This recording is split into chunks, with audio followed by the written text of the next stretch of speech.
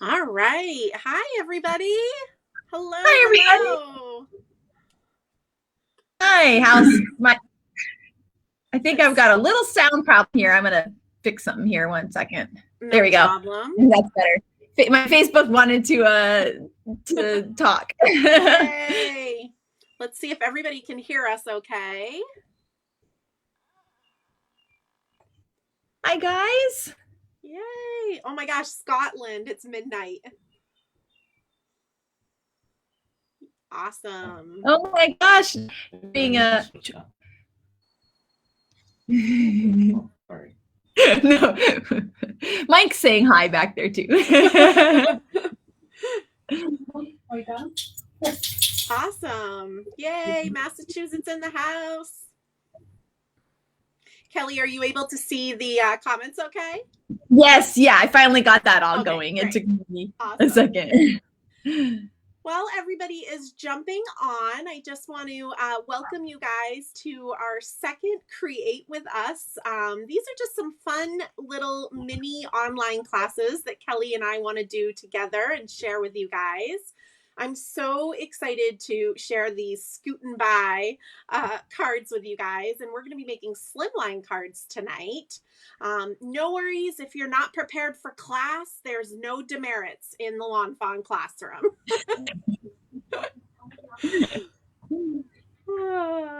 Awesome. So All someone right. says it's a bit difficult to hear you, Jen. All right. I'm going to try the trick that I did last time. So just bear with me, you guys.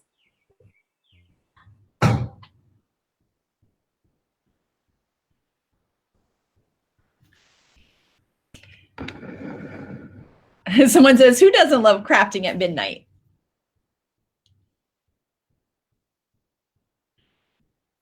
I know I can't hear you, Jen. All right. Let's see. I figured out this sound thing after we got off last time, and now I'm forgetting what I did. I feel like there's always got to be some technical difficulty, right? I know. I'm just afraid to touch too many buttons. All right, I am just going to talk a lot louder, which I can do. Because I am just really nervous. We have over 200 people on live, and I'm kind of conducting it all over here. So I don't want to touch any buttons and mess up anything. But we will definitely try to figure this out for next time. I apologize, you guys. It doesn't happen when I do my online classes by myself, but I think with Kelly's feed in with me, it makes things a little different. So thanks for your patience, you guys. I think maybe Awesome. my voice is just too loud. Well, what's funny is I'm really a very loud person, so I'll just be really I feel like loud. you and I are both like the same. We're both like the same level of loud, you know? Exactly. Exactly. So what And you I keep guys, those of you guys that maybe didn't join us last time, what I'm going to end up doing is I'm going to flip the camera. Throughout the class, you're going to see my hands and you're actually going to see Kelly's face. She's going to create along with you guys as I teach. Um, and so that's kind of how it will go. And then at the end of class, we'll bring both of us back up on camera again and do some chat. And ooh, look at all those fun supplies. You got your I know I'm glitter. ready. I'm Kelly's ready. gonna glitter all the things. And more. Yay. All right, so I am gonna flip the cameras just so you guys know. And what you guys can see on the screen here is, if you didn't know, on the Create with Us page on the Lawn Fun website, there is already a downloadable handout. And just so you guys know, every time we announce these Create with Us classes, the handout is available at the announcement. So you guys can download the handout.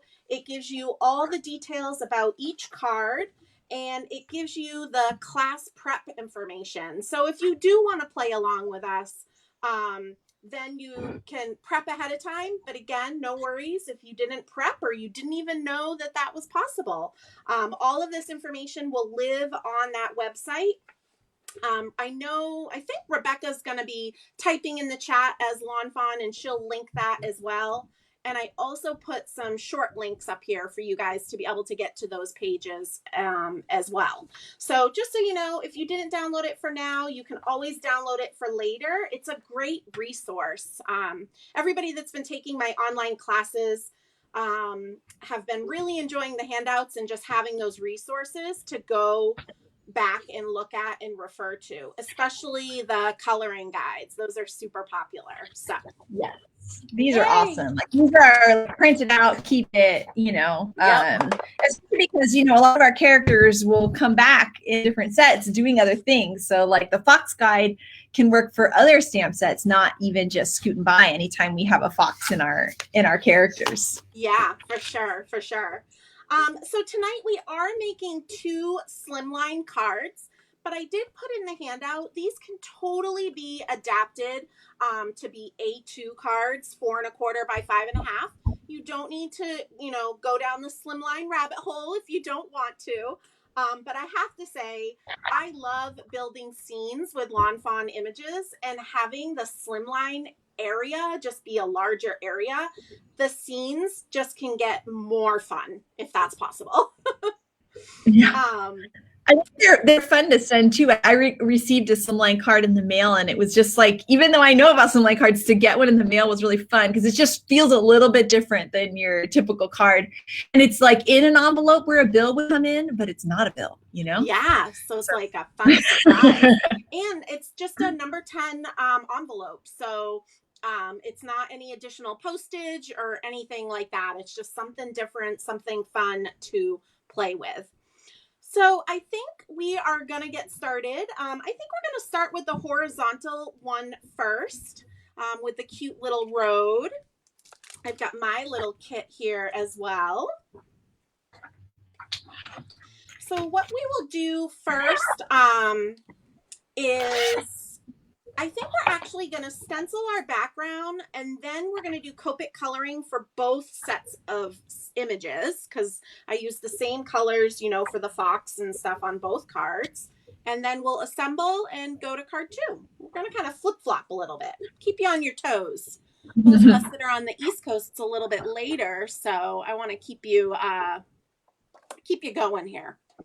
So I'm going to use the stitch rectangle, and I am going to do some stenciling. I love the Wendy Vecchi station for stenciling. Makes it really, really easy to hold your stencils in place without having to tape anything down. And I'm using the Simple Grassy, Kelly might be able to correct me, Simple Grassy Hillside. Right? That one's the normal hillside. The curvy one is the normal one. Right. These are actually, I have the simple ones here. There we go. Yeah. So that's the simple style. The curvy ones, and I'm just. Well, I think in your card you actually have the simple one. Oh, let me grab my simple one. Thanks, guys.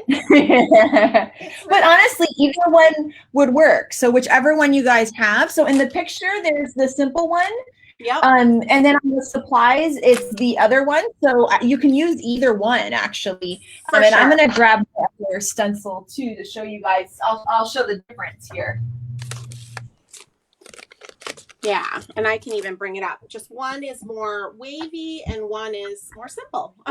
Yes. I know, we never could come. We're like, yeah, it's just more simple. It's more simple. Yeah, so here is the wavier one, and then the simple style is like this. And the cool thing is that, like, whenever you see a slope like this in Lawn Fawn world, whether it's a die cut, a stamp, a stencil, it's always the same slope. So everything is going to mix and match together. Yeah. Love that. Love how everything mixes and matches together. All right. And I'll stencil mine with one of the other hillsides, and that way people can see both. Awesome. Perfect. So the really cool thing also about the Lawn Fawn stencils is we're going to be able to stencil the grass, and then we're going to be able to shift the stencil down, mask the grass to stencil the sky. So if that makes no sense at all, you will see the magic in just a minute. So I'm actually going to hold my stitched rectangle vertically. That's just more comfortable for me to do my blending. And again, just using the Wendy Vecchi station, I'm able to just kind of use the magnets to keep everything in place. And Jen, do we just kind of eyeball where to put the grass? Yeah, because, well, what you could do is take your road and just make sure you're going to have room. My lowest swoop of the road does pretty much touch the stitching. So we just want some grass to be showing above the road. And some of the grass is actually going to be hidden, and I'm holding the card up. Some grass will be hidden by the higher swoop of the road. Good question.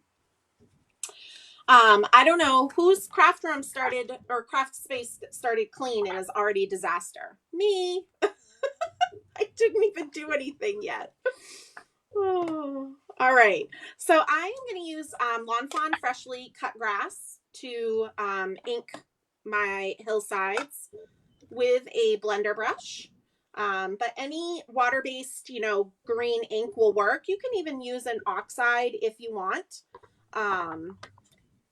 The way that I decide if I'm going to use an oxide or a water-based dye ink is really just how light or translucent I want the ink.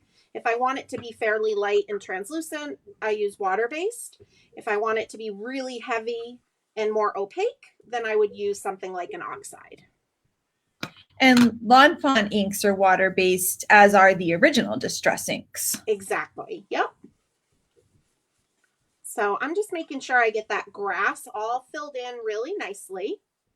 And because I have a big area underneath the grass, I'm just going to spin my magnetic mat here so that I can then come in from the bottom. Again, move the paper so it's easier for you to do the work. Don't feel like you've got to, the paper's not the boss. You're the boss. Is it sad that this is my workout for the day? I know, right? Like my arm's tired. We started ink blending in one of my classes recently, like first thing in the morning. And I was like, all right, now that we've worked up a sweat. Got a couple people that say they're a little late joining in, and that's totally okay. We've only started our stenciling, so you can definitely catch up. For sure. Can totally catch up. And your grass can be darker or lighter. It's however you would like it. I am done inking mine, so I'm just going to wipe any extra ink I have on my magnetic mat off. And also on my stencil before we switch colors. Smart. I was about to not do that. Every time I forget, I just keep moving on and I regret it real quick. I feel like I've been trained really well with the new plaid stencil, because that one, if you are wanting to keep colors true to themselves, you really got to remember to wipe. You got to be careful, right? Yeah. And so this was that magic that I was mentioning, you guys. You are going to be able to just shift down your stencil and line it up so that it covers your grass like a mask. And I love this. It's so awesome. And now when I inked my sky, I'm just going to bring my sample back in just so you guys know. I concentrated the blue towards the grass and I let it be a lot lighter up into the sky. But again, whatever you guys would like. Remember, these are your cards, so have fun with it. Do whatever you would like. This is just a guide. This is not the be-all, end-all.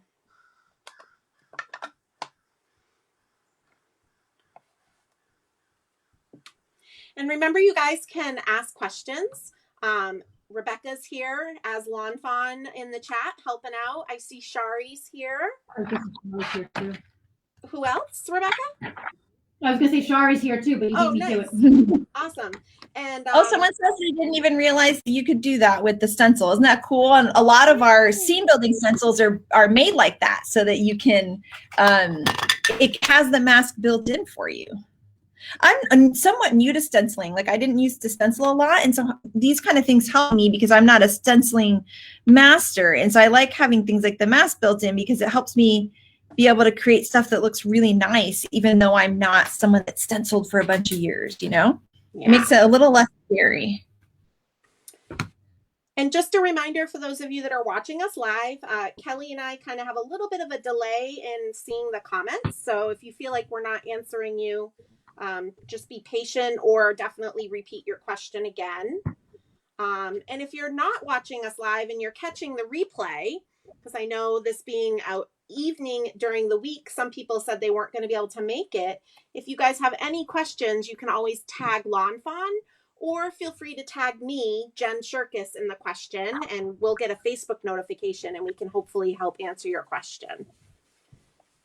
Yes, and we'll we were trying a weeknight this time. Maybe next time we go back to weekend, you know, we'll play around with it. We love doing these, so we're definitely doing them again. Kelly's on the West Coast and I'm on the East Coast, so it's like our excuse to like hang out and craft together. I know, it's really fun. We missed because we would always see each other at shows all the time, and so we just missed hang out together with. This is definitely this is the longest I've ever gone without seeing you. Yes, by like a lot.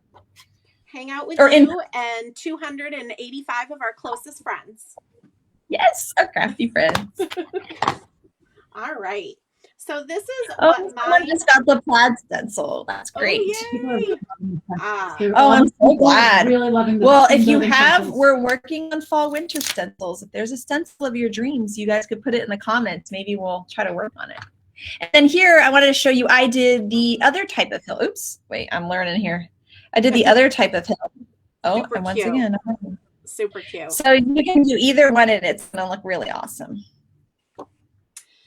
My next online class is Happy Hugs, and we are going to be using that plaid stencil. So I'll be giving some tips and tricks in class with that, and we're going to be making a lot of backgrounds. So just a little. It looked a little, was there kind of a, I saw the sneaks, a little bit of like a rainbowish feel, maybe? Maybe. All right, now that we have our stenciling done, we're going to set this aside. And like I kind of mentioned, we're actually going to do all of our Copic coloring together, you guys, mainly because the critters and everything is all the same color scheme. So it'll kind of save us a little bit of time. So I've got my, and don't worry about remembering what pieces go to what card. I'll guide us through that.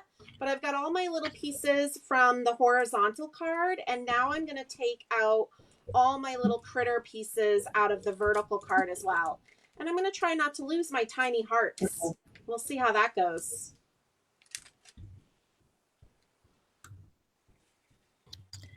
So many scooters. It's so cute. I know, right? So fun. So fun. I love how these guys can be used with the Happy Hugs, too, that you're going to be teaching in your class. I agree. That the scooter guys work with them. It's so fun. Super. I have birthday hats hiding behind hillsides. All right. So those of you that weren't part of our last class or maybe don't know, my little trick that I learned from Mona Toth to hold on to our images when we are coloring is to use some washi tape, some Post-it tape. I've got the old purple tape that everybody loves that they don't make anymore. Sorry, I'm still using my roll. And I'm just going to hold my pieces on the tape so I'll have more real estate to kind of hold on to as we get to coloring. So because in a class we don't have time to do all the die cutting, this is a great way to kind of do your prep ahead of time, but still be able to color with us. So I'm going to put all my little pieces together, like the birthday hats and the little poofs. And then I'll put my bigger pieces like the scooter and the critters together on their own too. But do it however you would like. I'm just kind of sticking all my images down. I think the next time we do this, I actually might make this as part of the homework. You wouldn't want to do it days ahead because, I don't know, just the sticky tape being out, but maybe the day of class, you could do this ahead of time, and that would save us a little time in class as well. And if you guys haven't done the homework, that's totally okay. You can even stamp and cut with us right now, or you can watch and do later. But you may have enough time to even stamp and color as we do this thing. Yeah, whatever works. This is a no stress zone.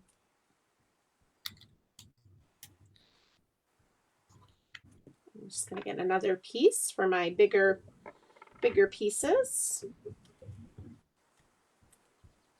This was a fun little trick that Mona had shared a long time ago, and I saw it, and it was like a mind-blown moment, because normally when I travel and teach in-person classes, I would have to have everything pre-stamped and die cut in their kits. And I'd always see people struggling to hold on to the teeny birthday hat, you know, to color the polka dots. And so I thought this was such a great idea of hers.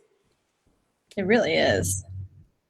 And I know some people sometimes well, sometimes I'll color something and then I go to die cut it, and then you cut it, like the die shifts, and then it's kind of nice to stamp and cut it and then color, because you know that you're not going to by mistake cut your exactly what you just spent so much time coloring.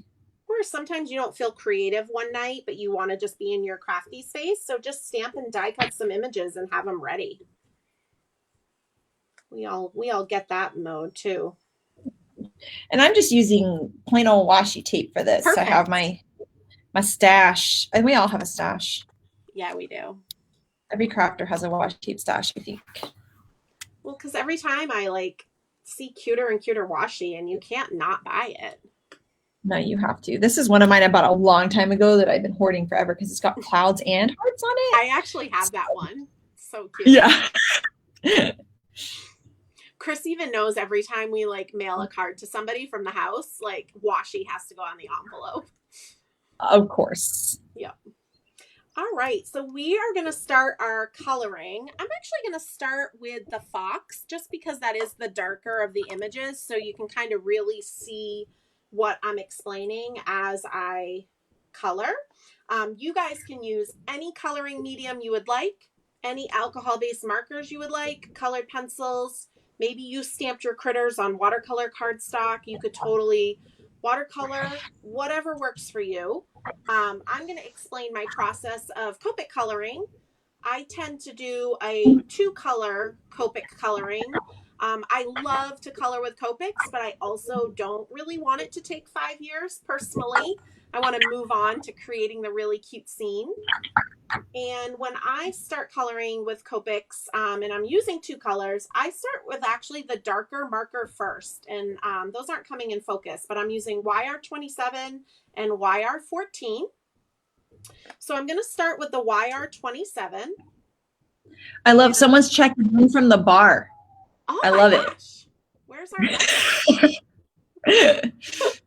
Cheers. We were just talking about that. Cocktail hour. Yeah. So I'm going to start with the darker marker, the YR27, and I actually put the shadow down first, and I'll kind of explain my process as I go. On the little fox, I'm going to shadow his left side and his crevices. We don't want to shadow his right side because that's the way he's facing, so we don't want his face to be shadowed. We want it nice and bright because that's a focal point of part of the card. So I'm going to start by just putting a line of YR27 on the left side and under his little chin, and I'll bring it up to the camera so you guys can see once I get my shadow down. And I do a little bit on his back foot and a little bit on his back arm. And I extend it on his tail just because those foxes have such cute poofy tails. And so this is what my shadow looks like. You don't really need a whole lot of shadow or a whole lot of dark to create a really nice gradient or blend.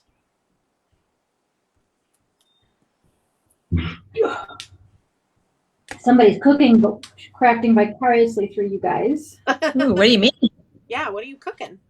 Then I'm going to start with my YR14, which is my lighter of the 2 markers. And I just do little circles or little dabs right on the dark. So it's making the shadow a little bit thicker, and it's combining the two colors together because I'm saturating the paper by continuously coloring over. So you can see on his head here, that shadow is all blended. We don't really see the YR27 anymore. The shadow's thicker. But again, I'm not going to color anywhere else on his face. I'm going to make sure I leave some light areas, and I'm leaving it till the very end to color. And so this is the Nina 80-pound cardstock, which is actually Lawnfawn's white cardstock. Aisha asked what paper this was. And so I'm going to continue to blend out the shadow on the rest of my fox. But again, not coloring anywhere else on him, just blending out that shadow.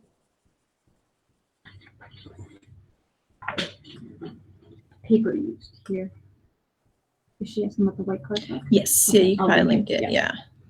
And Rebecca is writing under the lawnfawn name. She's linking to things that Jen is talking about, so you can see those in the comments.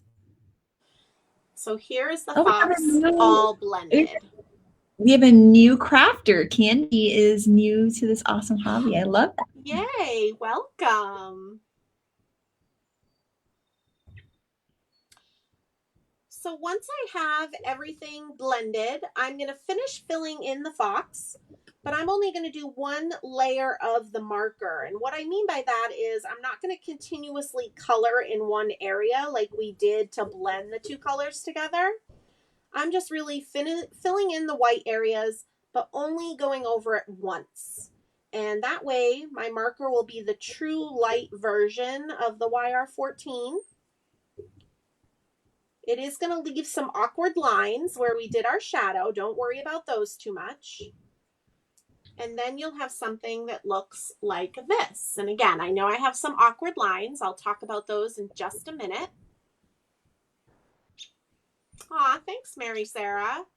Mary Sarah is probably one of the first ones that's taken a Copic class with me over 12 years ago, Mary Sarah. She just said, I love watching you color.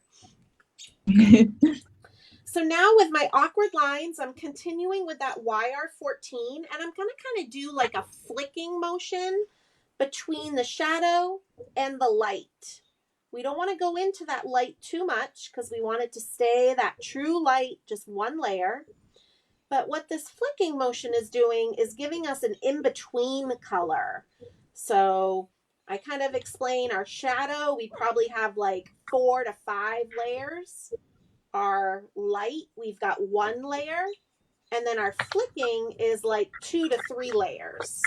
And that's how you get a really easy, nice gradient.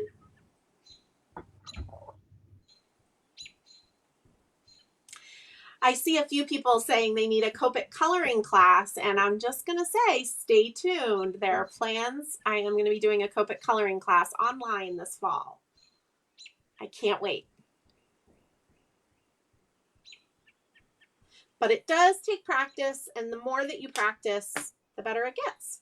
So I'm going to go ahead and start right away with my next fox. And I'll just kind of talk it out as I go, unless Kelly has anything to say. She can always interrupt me. I'm just going to start by putting the shadow down on the right side and under the chin and on the back arm and the back leg.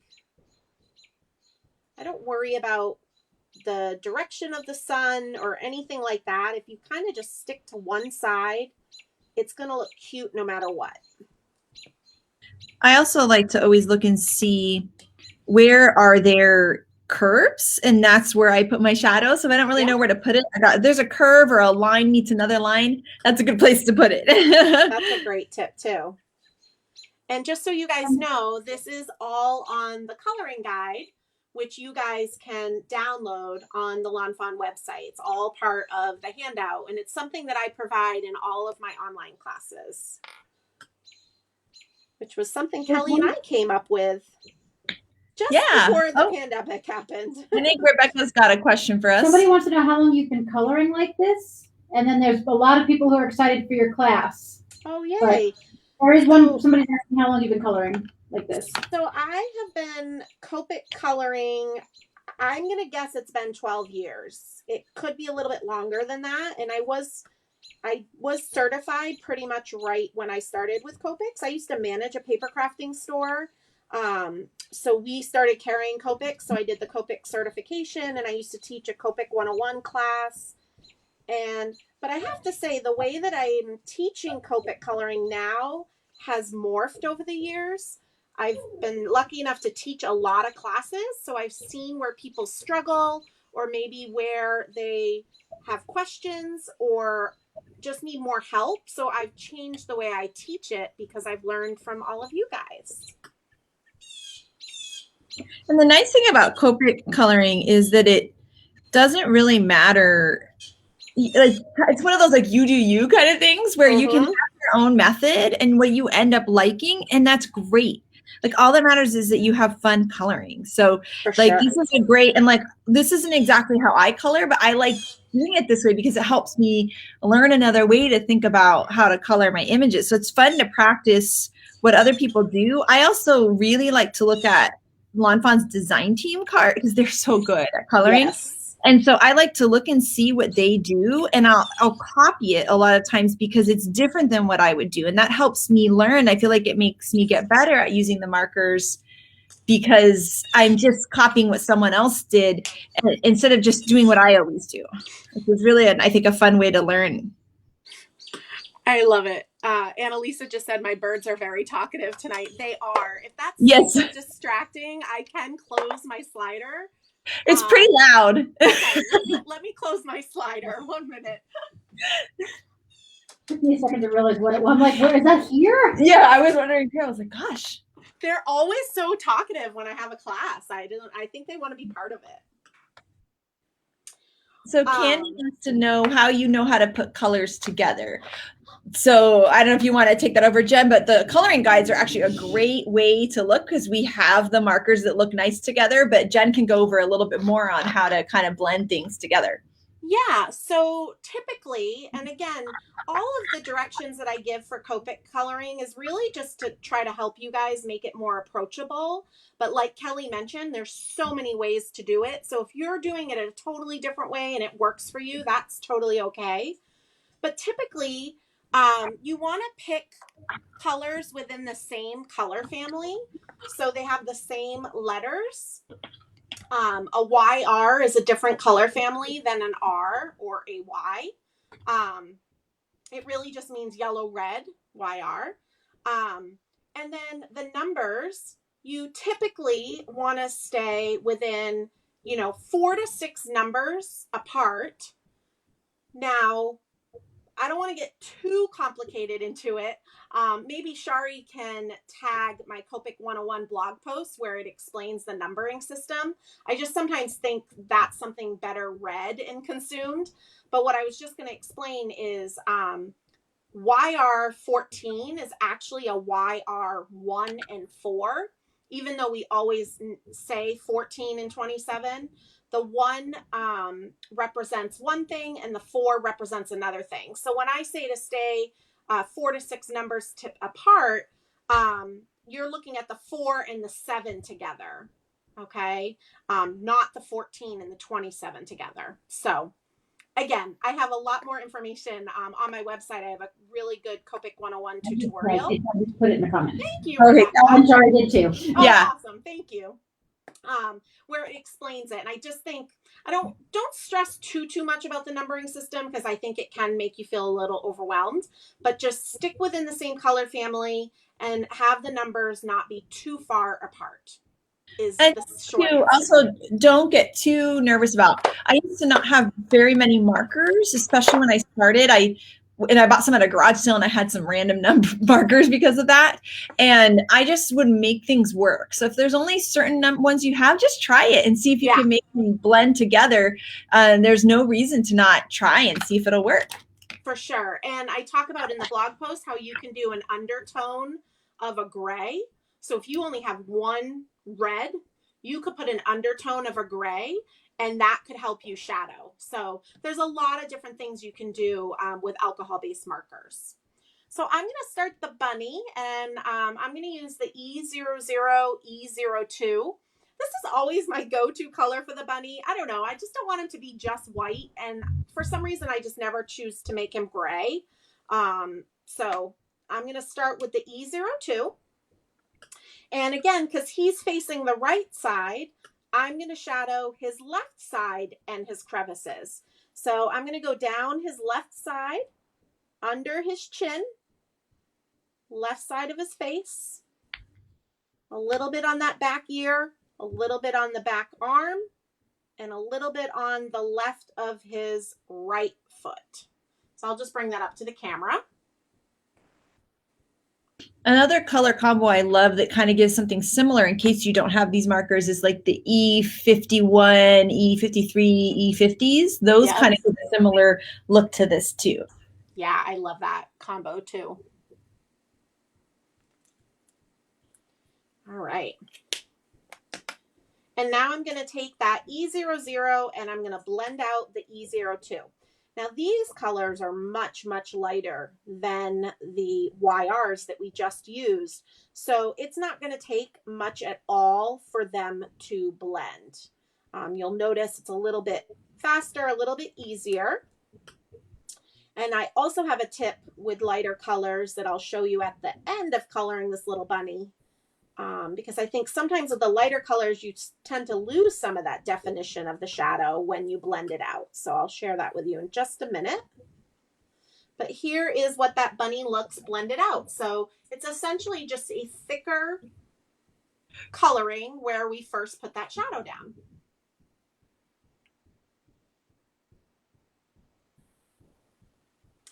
And then I'm going to finish coloring him one layer with that E00.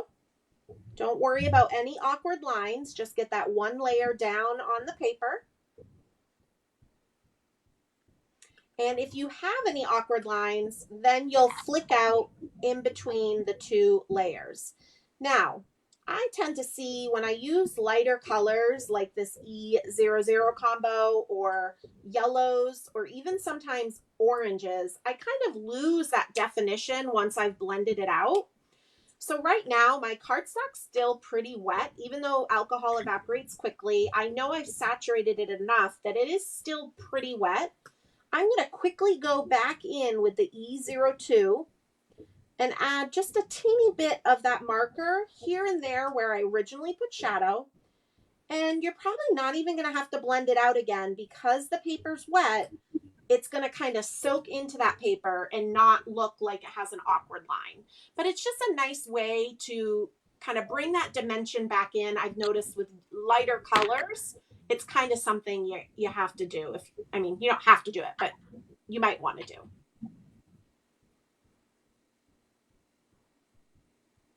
You can tell a lot of people are probably coloring right now because the chat has like slowed down. There's nothing going on. I know, because I start to color, like, and I love to talk, man. I could just talk for days and days straight. But as soon as I start to color, I stop.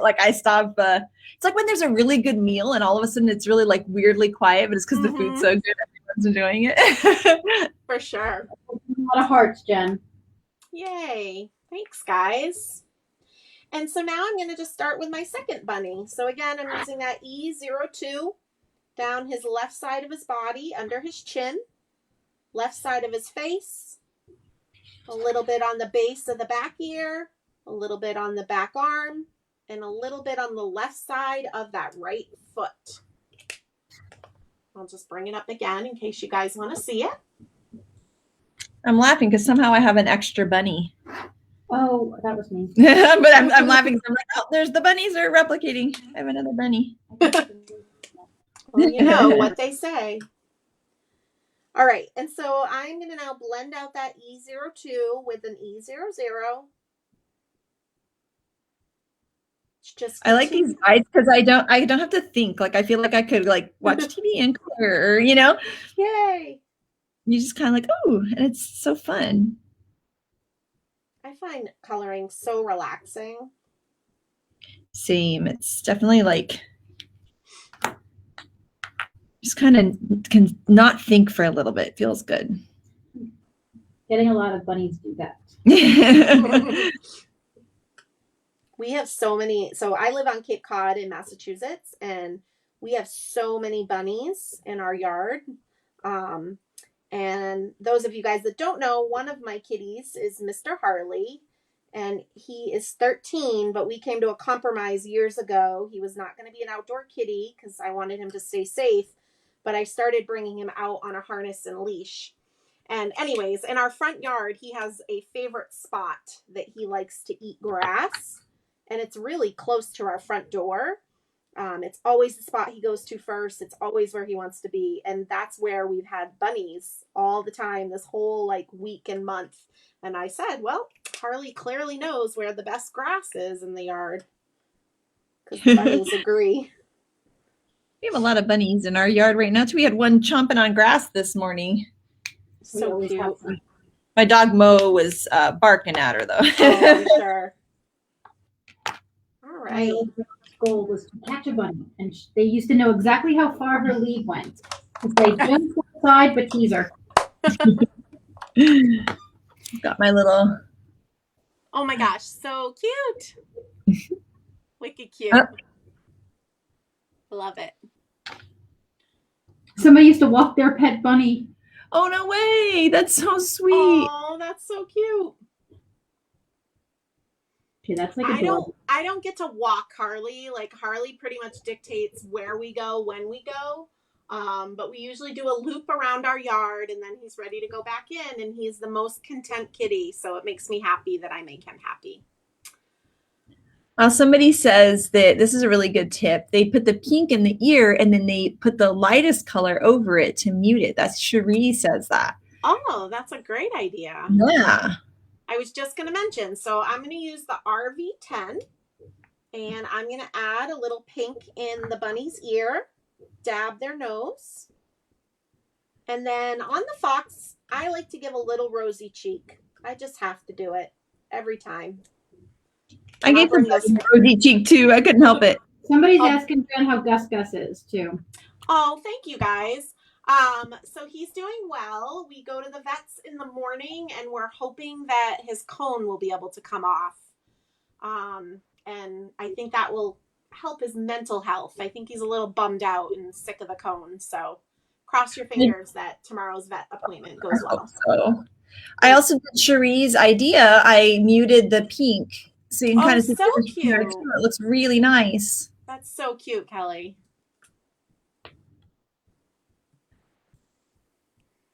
All right. So now I'm actually going to go to the mice. We'll kind of do all our big critters first. And for the mice, and I always like to check my coloring guide so I don't stray from that. I don't want to confuse you guys. I'm going to use W6 and W4.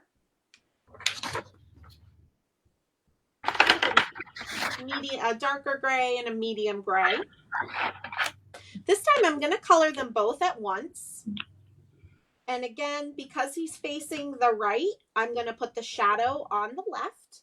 So I'm going to do the left side of his head, down the left side of his body, and a little bit on the back ear, a little bit on the back arm, and a little bit on that right leg. It's essentially exactly where we put it on the bunny, but just on the mouse. And once I get my second mouse shadowed, I will bring it up to the camera so you guys can see. I already need my white gel pen. Anyone else do that? I always go outside the lines and I go outside of the lines on a live all the time because it's a different way for me to sit and hold my head than when if I was just coloring. Yeah, I'm doing the same thing. Yeah, and so but the white gel pen to the rescue. So I see Renee's question. If I have multiple of the same image, would I color them all one color and then move to the next color, or would you fully color one and move to the next? So what I suggest, Renee, is pretty much what we're doing with the mouse right now. I would put the shadow on however many images you have of the same, but then I would concentrate on one mouse at the time, because again, for the blending to work well, you want your paper to be saturated and wet.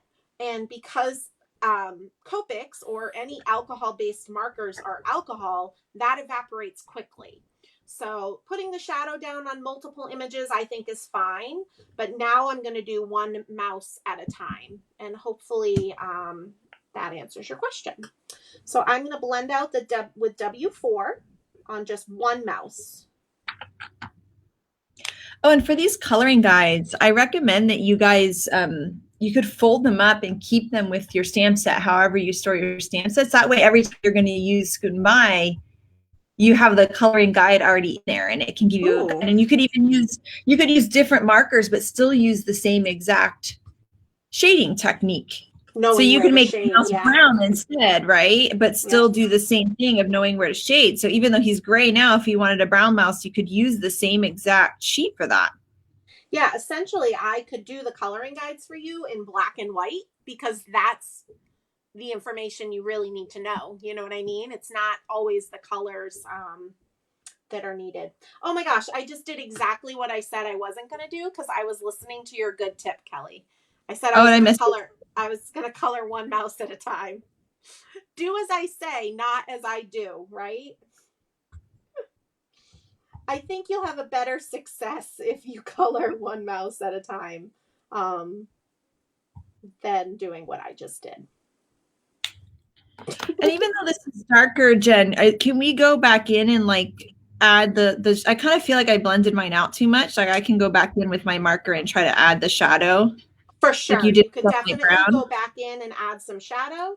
Or if you own like the W2 or another lighter gray, you could go in with a third color to lighten up the body area as well.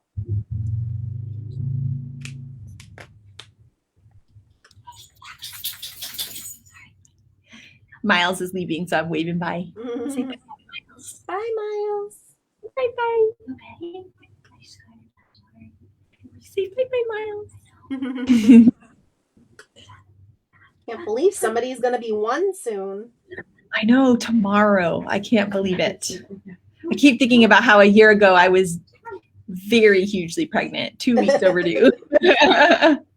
We would not be having a Create With Us class a year ago. No. Unless you told me that having a Create With Us class would make him be born, then that would have been a good reason.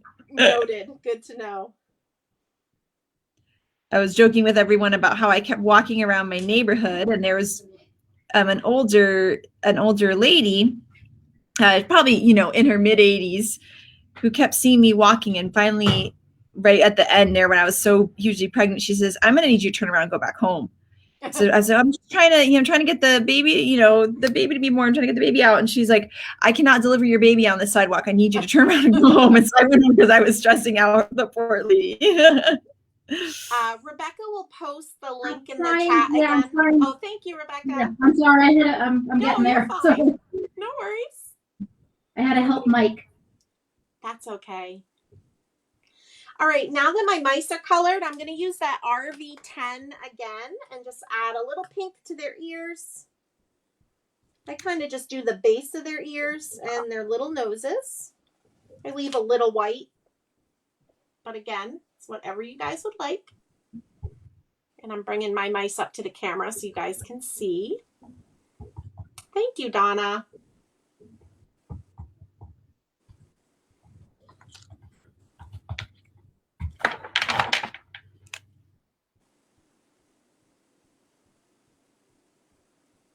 Sorry that Miles was doing what he told him to do. Oh, wait. Yeah, oh, yes. She wanted him to be born on Shari's birthday. Yeah, Shari won the poll because she guessed her birthday. No one would have thought that he'd be there so late. Nobody thought he was going to be in that. Yeah, and he was born on his grandpa's birthday, so I think that's what he was waiting for. All right. I'm just looking at my handout. So what I did with the vertical card on these scooters, I actually just colored them one color, no blending, which is good to remember. We do not need to blend all the things. But on the on the horizontal card, I just used one color on the scooters. But on the vertical card, I did do a little bit of blending. So what we will do while we're kind of in blending mode is we are going to color two I'll just explain it as we go. I'm starting to sound really complicated. So I'm grabbing my BG05 and my BG02. I'm really proud of myself for not using BG13, BG32, BG11. Those that have been taking my online classes know that we use those colors in every single class that I teach. Is anyone super desperate for a BG12? Because I am. I want it to be easier to blend in between BG13 and BG11. Oh, well, I'm actually going to use just BG05 and BG02 tonight. Oh, fun. Okay. Yeah. That's actually the exact color, by the way, of Katie's scooter. Just gonna say. Oh, so cute. The exact color for scooter. So, and you can blend all your scooters if you like, but again, we're only going to blend a few of them. I'm going to start with a larger right-facing scooter. Okay, so we've got a large right-facing, a large left-facing, and a small right-facing. So I'm going to start with a large right-facing scooter. And I will be 100% honest. I just made up where I shadowed these. Okay. Again, did not really worry about light source or anything like that. I'm going to start right on the back wheel well, coming up from the base of the scooter. Then on the base of the scooter, I'm going to go a little bit on the left. And again, I'll bring this up to the camera if you don't have the coloring guide in front of you. And then from that upward arm handle bar thing, I came down a little bit from the right. And then I just did a line at the bottom of the handlebar. So I'm going to bring this up to the camera because I do not know all the terms of scooters.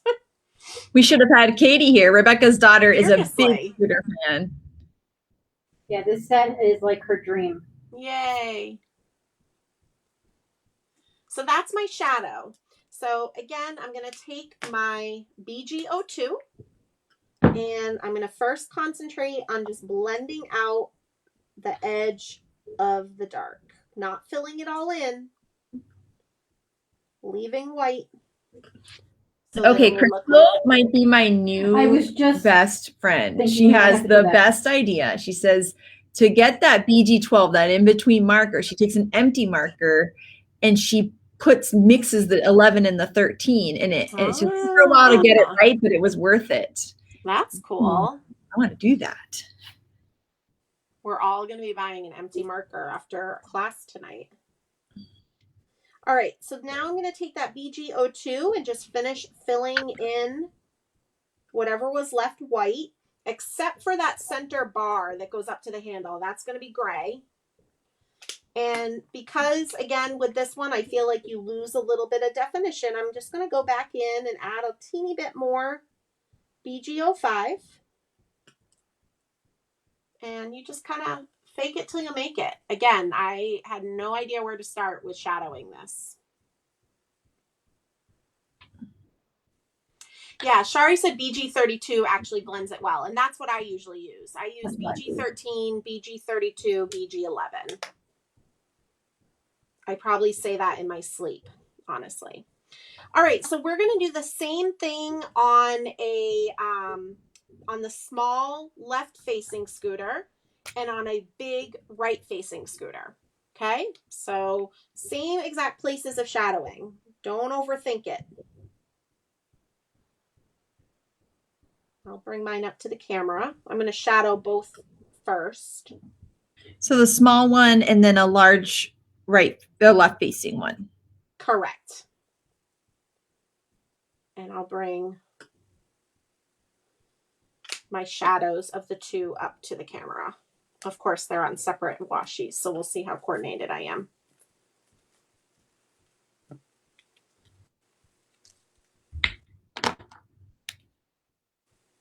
Yay, Wendy, you just got your stamps and stencils today. That's exciting. Yay. So yeah, if you didn't have time to prep for class, you could totally be prepping your kit now while we're all socializing and hanging out. And then you can always, make the cards later. So I'm blending out one of my scooters.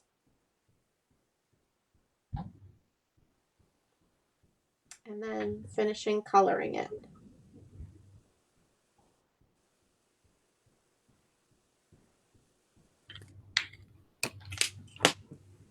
And I always go back in again, just a little bit of that BG05 again. If you feel like you've lost that shadow or that dimension, don't be afraid to just kind of go back in with a touch of your dark. Not necessarily as much dark as you put down the first time, just a touch of it while your cardstock is still wet. That's such a good tip. I forget that, you know? I always struggle with just showing dimension with yellows and oranges. So that's really where I started doing it the most. Yeah, even with these blues, it really helps. Yep. Somebody wants to know whose bank account or credit card is ready for the June release. It's real cute, guys. Yeah, it's a good one.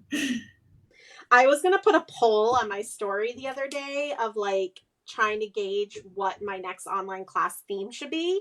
So I was going to do like a this or a that. And like, I realized it was going to give it away way too much. So I was like, nope, can't do this. It's very summery. Yes, it's so summery. It's so cute.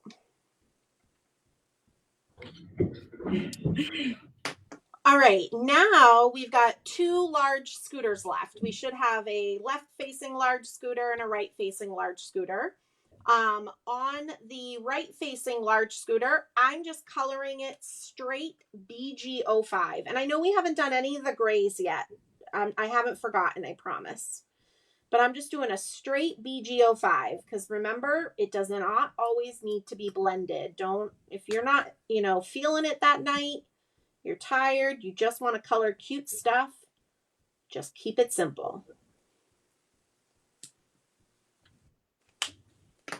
Okay, so I just did something silly. I actually colored the part that should be gray blue instead, but I'm going to make it work. It's okay. Your gray marker will probably overpower the blue, Kelly, so you're probably going to be able to just color over it gray. And you'll never even know you did it. I'm going to try that. Oh, you're right. It actually looks kind of cool. It looks like one of those like funky, you know how to do those metals with like kind of the color in them?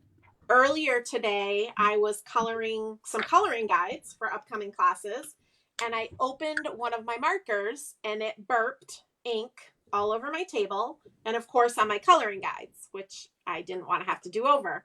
But I luckily was able to just go over the burps with the color it was supposed to be, and it totally took care of it. So I was like, thank you so much. All right, and then the pink scooter is the last scooter is the pink scooter, and I'm just going to use a straight RV13. So this is a large scooter facing left.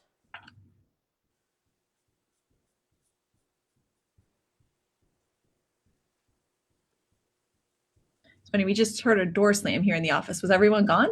Everybody's gone, and I even checked the parking lot. We've joked about this place being haunted. I don't know. Maybe, or the lawnfawn ghost. Yes. Well, if you're taken away, we'll see it happen on live Facebook. Yeah, it'll be fun. Can you not joke about that, please? It'll go viral. Someone tape it. I watch so many scary movies, and I have them on in the background when I'm working in my studio, and like Chris will walk in and I jump to the ceiling, and he's like, it's because you watch so many scary movies. Well, I just watch all the crime shows. So well, that too, yeah. Yeah. Oh, Joanne's saying that that Becky told her about the live. She didn't know we did this. This is our second time we've done our Create With Us class, and we're going to keep doing them with new releases and maybe even outside of releases too. So our next one is going to be after the June release, which is June 23rd. So that's the release, and the class will be a couple weeks later. So that way you have time to get any stamps you might need for the class. So we're pretty excited about that. So it'll be a fun summary crafting class. Yeah, super fun. So I'm going to use W4, and I am doing just that bar between the handlebar and the tire. I left the centers by the tires white, but you could certainly use W4 or lighter gray. When I come up with my classes, I try to not have 1,000 markers listed. I really try to keep it approachable for you guys. But again, if you want to incorporate more colors, you're more than welcome. I always thought I used a lot of markers, and then I needed a color combo, so I went to Megan from our design team, and I was like, wow, I feel good, because there was like 30 markers for one critter. I was That's why her critters are a work of art. Yeah. And that's totally okay. I just try to keep it. Oh, I yeah. I feel like I'm the stepping stone for Copic coloring. Like I want everybody to feel like they can Copic color.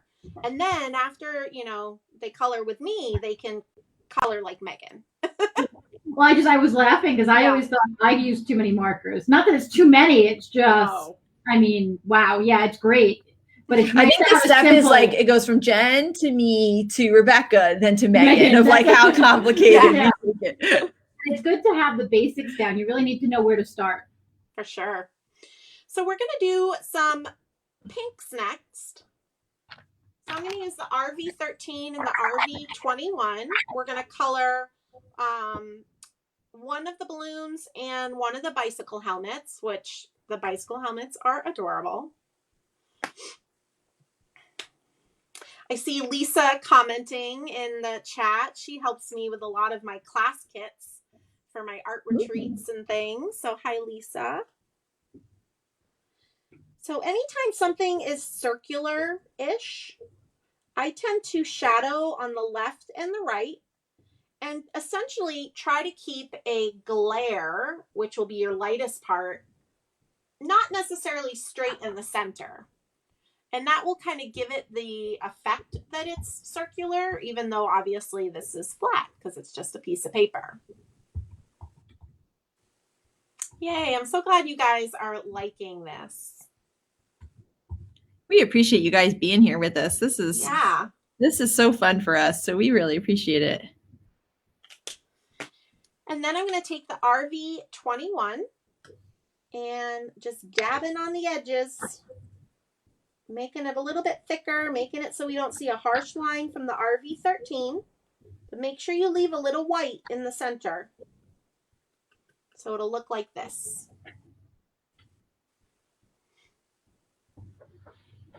Somebody's asking where you guys are located. We are located here in Southern California, Kelly and I, and Jen is in Cape Cod. I'm on Cape Cod. On Cape Cod, I'm sorry. It's okay.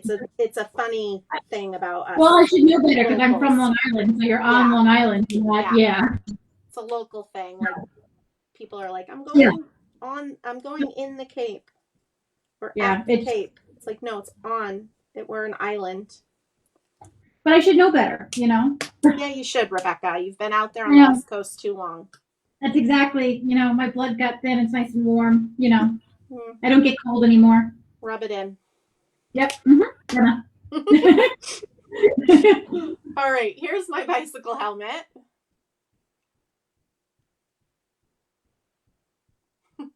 I love that Danny just said, I'm still so excited to share the washi tape trick with my mom. Yay! And now I'm going to color one of the balloons pink. So because it's a bunch of balloons, there's 3 of them touching, I tend to put the shadow where they're touching. So the pink balloon is going to be the left front one.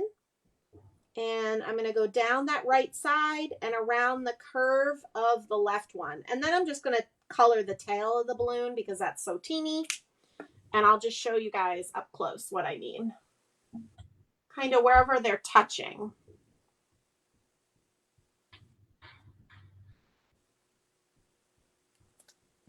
And then I'm going to blend it out with the RV21. It is so beautiful here on Cape Cod. We've all of a sudden been having summer-like weather. Hence why I had my slider open until the birds ruined it. Some poor person in Minnesota said it's too cold. I'm like, it's always cold in Minnesota. Oh my gosh. I visit Minnesota usually when there's not a pandemic going on. I go to Firefly Farm in Pine Island in September and February. Now, you guys let me know which month I prefer to go visit the girls at the farm. I told you from the beginning, February was crazy. Well, it's lawnfawn release time. I don't have a choice, Rebecca. Kelly's back. I'm back. Sorry, it was a bathroom break time.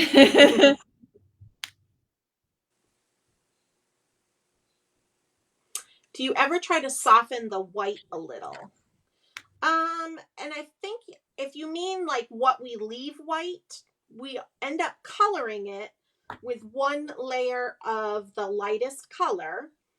And then if there's a harsh line, you're going to flick in between that harsh line and the light area with your lightest color. So I'll try to explain that better when I start to color the next bicycle helmet with greens, which I don't know why I keep calling them bicycle helmets, but you know, the helmets. And I wanted to show you guys that my markers, I have a mix of markers. I have a bunch that I got at a garage sale. So I have a mix of like the different kinds, but that's okay because this is still a YG23 and this is a YG17. And so you can use the different styles of Copic markers together. Yep. So I put my shadow on the left and the right of the helmet with the YG17. I'm getting lots of questions about your shirt. Oh, my shirt. I know we're working on getting them for you guys. I think because a lot of people have asked about them, we would probably do a little pre-order because it's hard to know what sizes to get and what styles. And then we could get them made because it is really fun. This is a fun shirt. I'm glad you guys like them. I still lost my hoodie, which is hilarious because I haven't. Oh, you still can't find it? I haven't left my house in 10 months, but can't find my hoodie. And so I blended out a little bit with the YG23. You guys can see how I have that white down the center. And I think this might be what the question was. How do I soften that white? So I'm going to just take one layer of the YG23. And then if there's a harsh edge left from the shadow, I'm just going to flick out that YG23 into that center, which I'm being extra careful with my YG23 because this is the one that burped on me earlier. I think I overfilled it on accident. Jen, if you have a second, Candy's asking, why are there different types of Copics? Well, I don't really know the answer of why, but I will tell you Copic markers are artist grade quality markers. They're really high quality and they were made for like artists. And my envision is one day a crafter walked into an art supply store and saw a whole aisle of Roy G. Biv rainbow markers and just went, but so there's just different styles because of what type of art people do with them. Kelly showed a sketch marker and a chow marker. Those were the two that she showed. I mostly color with the Copic originals. They come with a fine tip nib and a broad tip, which all of them come with a broad tip. And that's what I started with. I tend to like smaller images like lawnfawn. I think it's really easy to stay in the lines. But what I've done with my broad tips is I have changed them to be brush tips. But if you compare my brush tip to a sketch brush tip, it's a lot smaller. So I still feel like I have a little bit more control. And thank you, Kelly. And so some people are like, oh, well, darn it, I have all the sketch, but now I want the bullet tip. Do I need to buy all new markers? No. If you own the sketch, you can change your broad tips to a bullet tip that's similar to my bullet tips on my originals. So that's that. And really, when it comes down to it, it's like a personal preference thing. Yep. So you can just try and see. You can see I have different ones. Once again, because I garage sale them. Or if you ever find like something on eBay or something where somebody's maybe is selling their markers and you have some different types, it's okay. You can mix and match them all together. Most of mine are the sketch style. Those are the ones I happen to like the most. I think if you're just starting out with Copics,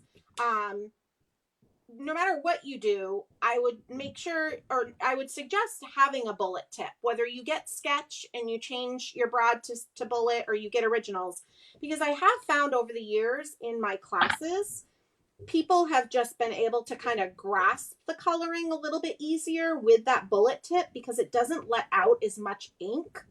So you're not bleeding out of the edges as much, and you're maybe not getting as frustrated as much. So that's just a suggestion. Yeah. I've got a couple questions here as Jen shows her beautiful coloring. So people are asking about, we would definitely have a nice variety of sizes, and we'll get different people to wear them so you can see the different sizes. Like I'm very tall, so like something's going to look different on me than I'm in the fluffy category, so that we'll have other sizes. Yes, so we would definitely show that. And we might do a poll or something to see, like, you could have one with a hood. This one's like the boat neck style. There's like normal sweatshirts. There's also like the zippy up hoodies, and so we'll show that. And then somebody was asking about the mug. We do have a new little mug. It's really cute. It's actually made here locally in a beach town close to us. So they're dishwasher and microwave safe because they're like the same ones that the local coffee shops here use. So I really, if it doesn't go in the dishwasher, like I don't buy it. And it's got the lawnfawn logo on the other side. And so I use this one here to store my little crafty supplies. But I have one at home for my hot chocolate, which is my favorite beverage. So they're really, really cute. And then there is a question asking, somebody's new to the company and asking if you're the owner, the founder. Oh, yes. So Lawn Fawn was founded by myself, my husband, Mike, who you guys heard a little bit later. He was taking our son home, and our friend, Erica. We started the company 11 years ago, almost 11 and a half years ago. And so the three of us are the owners. Rebecca here works at the company. You've been here for 6 years. 6 years now. And then Jen has been teaching with Lawn Fawn for, is it 7 years now, Jen? I think it's, seven and a half-ish. Yeah. So which is pretty exciting. And I think we've got a link to the mug there. Yeah, Shari linked the mug. Somebody's asking if they're available in Europe or just at Lawn Fawn. You can order them online at Lawn Fawn. Someone says that they love that we make everything here. Yes, we try to make as many products here. Our stamps, our dies, our stencils, the mugs, the sweatshirts we'll eventually have. They're all done here. We know our manufacturers. We're friends. We love them. And we love getting to have that relationship with them. The mug is available to Europe as well, but it's only on lawnfawn.com. But we do ship to Europe from lawnfawn.com. So to catch you guys up, I went ahead and colored my green balloon. One of the party hats that doesn't have polka dots, I colored green. And then I used that BG05, BG02 to do the back balloon. And then one of the party hats that has the polka dots, I used just the BG05. And then the last solid party hat and the present are going to be the RV13.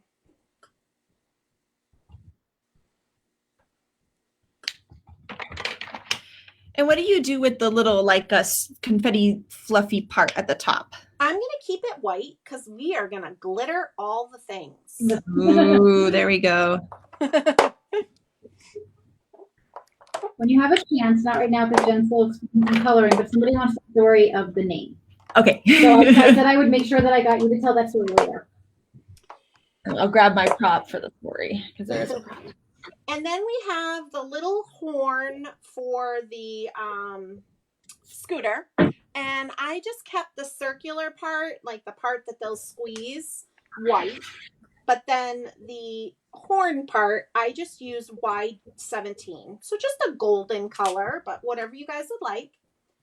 And I'm going to hold this up, what I colored kind of ahead of time on you guys. We'll give you guys a minute to catch. Oh, real quick before I let Kelly tell the story. I'm going to take BG10, which is a really light blue. And I'm going to just do one side of the poofs. So it's either the bottom or the top. It doesn't really matter. It's just adding a little dimension. So I'll hold this up to the camera while Kelly can tell the story about Lawn Fawn's name. Well, and you confirm what color to do the horn? Yeah, I used Y17, some golden color. Were you not paying attention, Kelly? I not totally. And then the present we're leaving all those parts white, right? For glitter? Yes, because we're gonna glitter. Oh, we have one of our manufacturers responding. Hi, Rebecca. Oh gosh, thank you so much for saying that we have amazing customer service. We feel really grateful. Jess here is our head of customer service, and she's been with lawnfawn since we were in our house. So she's been with lawnfawn for 8 years, I think, if not more. Yeah, because Claire was 2 or 3, and now she's 8 years. 8 years, yeah. Yeah. So so she's amazing, and she is the most helpful person. So we are grateful for her. Yes, and then Rebecca is in Indiana. Our another Rebecca, our one of our manufacturers. So we're so grateful to get to work with them. And I know people. Oh, go ahead. Yeah, you go, Jen. You go. Do you want me to explain glittering, and then you can tell the story about lawnfawn? I think that's a good idea. Glittering? Okay. Just kind of making sure we. And somebody wants you to hold the scooters to the camera, so maybe you can do that before we glitter. Yep. So this is actually a good one to hold up because the bottom scooter is colored with the 2-color blending, but the top 2 scooters, I just did 1 color. Thank you. I didn't see that one. And then just in case you weren't sure, you can kind of see them on my table. They're all blue except for 1 left-facing large scooter. And then somebody wants to know about the puffs as well. I used how to color them. It might not show up on camera, but I used BG10, and I just traced, if you can see how I have them on my tape, I just traced the right side of the puffs. Pretty much just shadowing one side of them. I'm so glad we were able to help you with your broken box, Diane. That's so exciting, Rebecca. I was just going to say the same thing. That's super exciting. Good for you. Oh my gosh, I just saw it too. Oh, I love that you're expanding. That's incredible, Rebecca. All right, so let me just explain glittering, and then we're just going to be glittering all the things, and Kelly can chat about where the name lawnfawn came from. And I am going to show in my camera here just the glitter, what the glitter tube looks like before Jen puts it into the container. Yeah. I don't know why I can't figure out how to hold this in the camera, but it looks like this. So I always get the question, how many containers of glitter are in here? I don't know exactly, but 2 to 3 is plenty. Again, I'm not sure exactly what's in here, but 2 to 3 is great. I think having a larger container, people are afraid of using the Prisma glitter because they think it's going to be like really messy. But with my tips and tricks, I think the more you do it, the less messy it is. I rarely have glitter all over the place, and I truly do glitter all the things. Yeah, she does. I'll do that. And so in this bucket of glitter, in this bucket is glitter. It has like 2 or 3 containers of lawnfawn Prisma glitter. Again, having a larger container will help you keep it contained. My beloved Quickie glue pen, which lawnfawn is now carrying on their website again. They did a long time ago before pre-Gen, and now during Gen, they're doing it again. I love this Quickie glue pen. I've been literally using it for 12 years. Obviously not this exact one, but you get what I'm saying. And what's nice about the Quickie glue pen is it comes out in a really nice fine detail. It's essentially a roller ball pen. It'll come out blue, but it will dry clear. And there's really no dry time. And I just think Prisma glitter is the sparkliest sparkle you can get.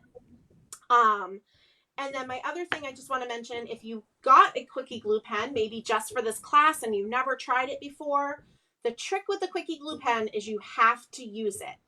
So you can't buy the Quickie glue pen, use it, and then not touch it for 6 months and think it's going to work. Ooh, bless you, Mr. Harley just sneezed. Because the glue is going to clog into the pen tip. So I always tell everybody that's been taking my classes that they should use it once a month, which somebody chimed in class last weekend. Well, that just means I have to take a Gen class once a month. And I said, well, that's a perfect plan. So what I'm going to do is, I'm trying to think what I'm going to glitter first. I'll glitter the balloons first, just to kind of show you, since it's the biggest area we're glittering. I take my quickie glue pen and I'm just going to fill in one balloon at a time. It's getting pretty hot in our house, so I don't want it to dry on me. It does dry quick. So I have the green balloon. I just filled it with the quickie glue pen and I just dip straight into the glitter, straight out. I don't floof it in there. I don't drop the balloons in there to then have to fish it out. I never, ever, ever touch the glitter with my hands. And you could totally use tweezers if you like. I just don't, I don't use tweezers very often, but that's definitely a good tip. And then you're going to have some static electricity, extra glitter where it's not meant to be. Take the pen, the quickie glue pen, and tap it on the paper. Don't tap your finger because that's kind of tapping a soft surface to a hard surface, but the pen to the paper is hard to hard, and that will get rid of most of the cling. And then I'll go ahead and fill in another balloon and dip it. You just don't want to fill in a large area because, again, it does dry fairly quickly. So those are my tips and tricks. And again, I think the more you do it, the faster and easier it is and less messy. And so what we're going to glitter is these 3 balloons and then basically the white bits on the birthday hats and the present. So the bow on the present and then the poofs on the tops of the birthday hats and the polka dots on the birthday hats.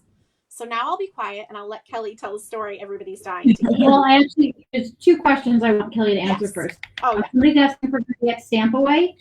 You won't be at Stamp Away, although I've always wanted to because I heard it's amazing, but it's pretty far from us because it's in Ohio.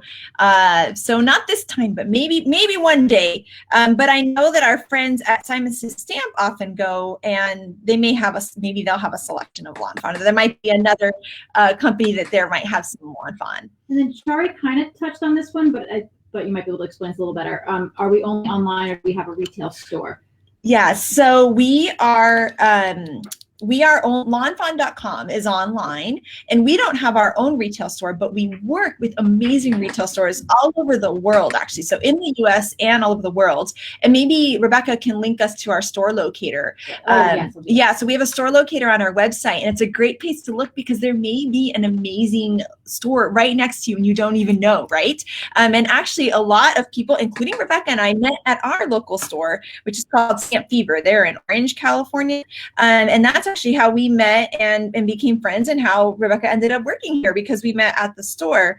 And Nancy, who a lot of you guys know from our social media, same thing, we met at Stamp Fever. So I would definitely look and see, especially as the world starts to open up again, there may be some events or you can go meet people at your store. So look at that store locator and see. And I put that in the comments. And then of course we have lawnfawn.com as well. And that's where people were saying that we have great customer service, and Jess that runs our customer service for lawnfawn.com. And we love being able to provide you guys great service and have our website as well.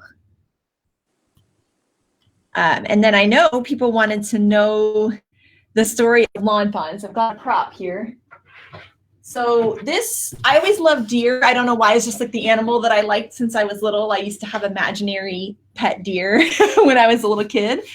And I was given this as a gift by my brother, Kyle, for my 21st birthday. And for whatever reason, I thought it was funny to name him Francois the Lawn Fawn, since he was kind of like a tacky lawn ornament. So it made him sound kind of fancy. And Erica, Mike, and I, who are the 3 owners of Lawn Fawn, we all met doing musicals in college. So we played in the orchestra pits. Erica played flute, I played percussion, and Mike was the conductor when we met. This was in 2001 when we met. And we used to, this guy used to light up. He used to have a light bulb and a cord that got lost along the way. So we used to put him in the orchestra pit and light him up for good luck. And it became this thing that was so funny. We went to UC San Diego, and to the point where UCSD wanted to keep him because he became this like good luck charm for the musical.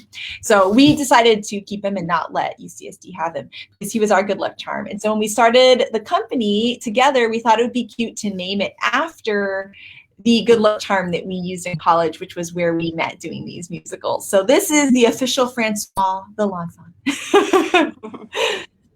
I love how everybody is shouting out their favorite independent stores that they get lawnfawn from. I did see my local store, although she's 2.5 hours from me, Papercraft Clubhouse. Tracy chimed in. Hello. So hi, Tracy. I think I saw Scrappy Chic pop up there too. A bunch of them. Yeah. Shout out to our local stores, right? Yes. I love this for someone else that's UCSD. Yes. Woo-hoo. Woohoo! Everybody that is following along with class, let me know how we are. Are we colored and glittered? Give me some thumbs up and hearts if you're feeling good.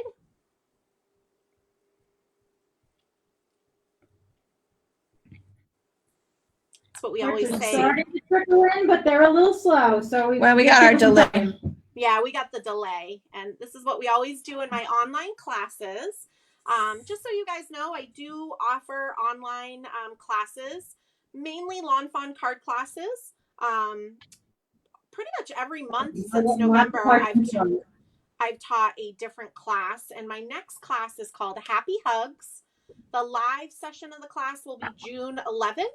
But even if you can't make the live part of the class, you can always take the class at your convenience, watch the videos.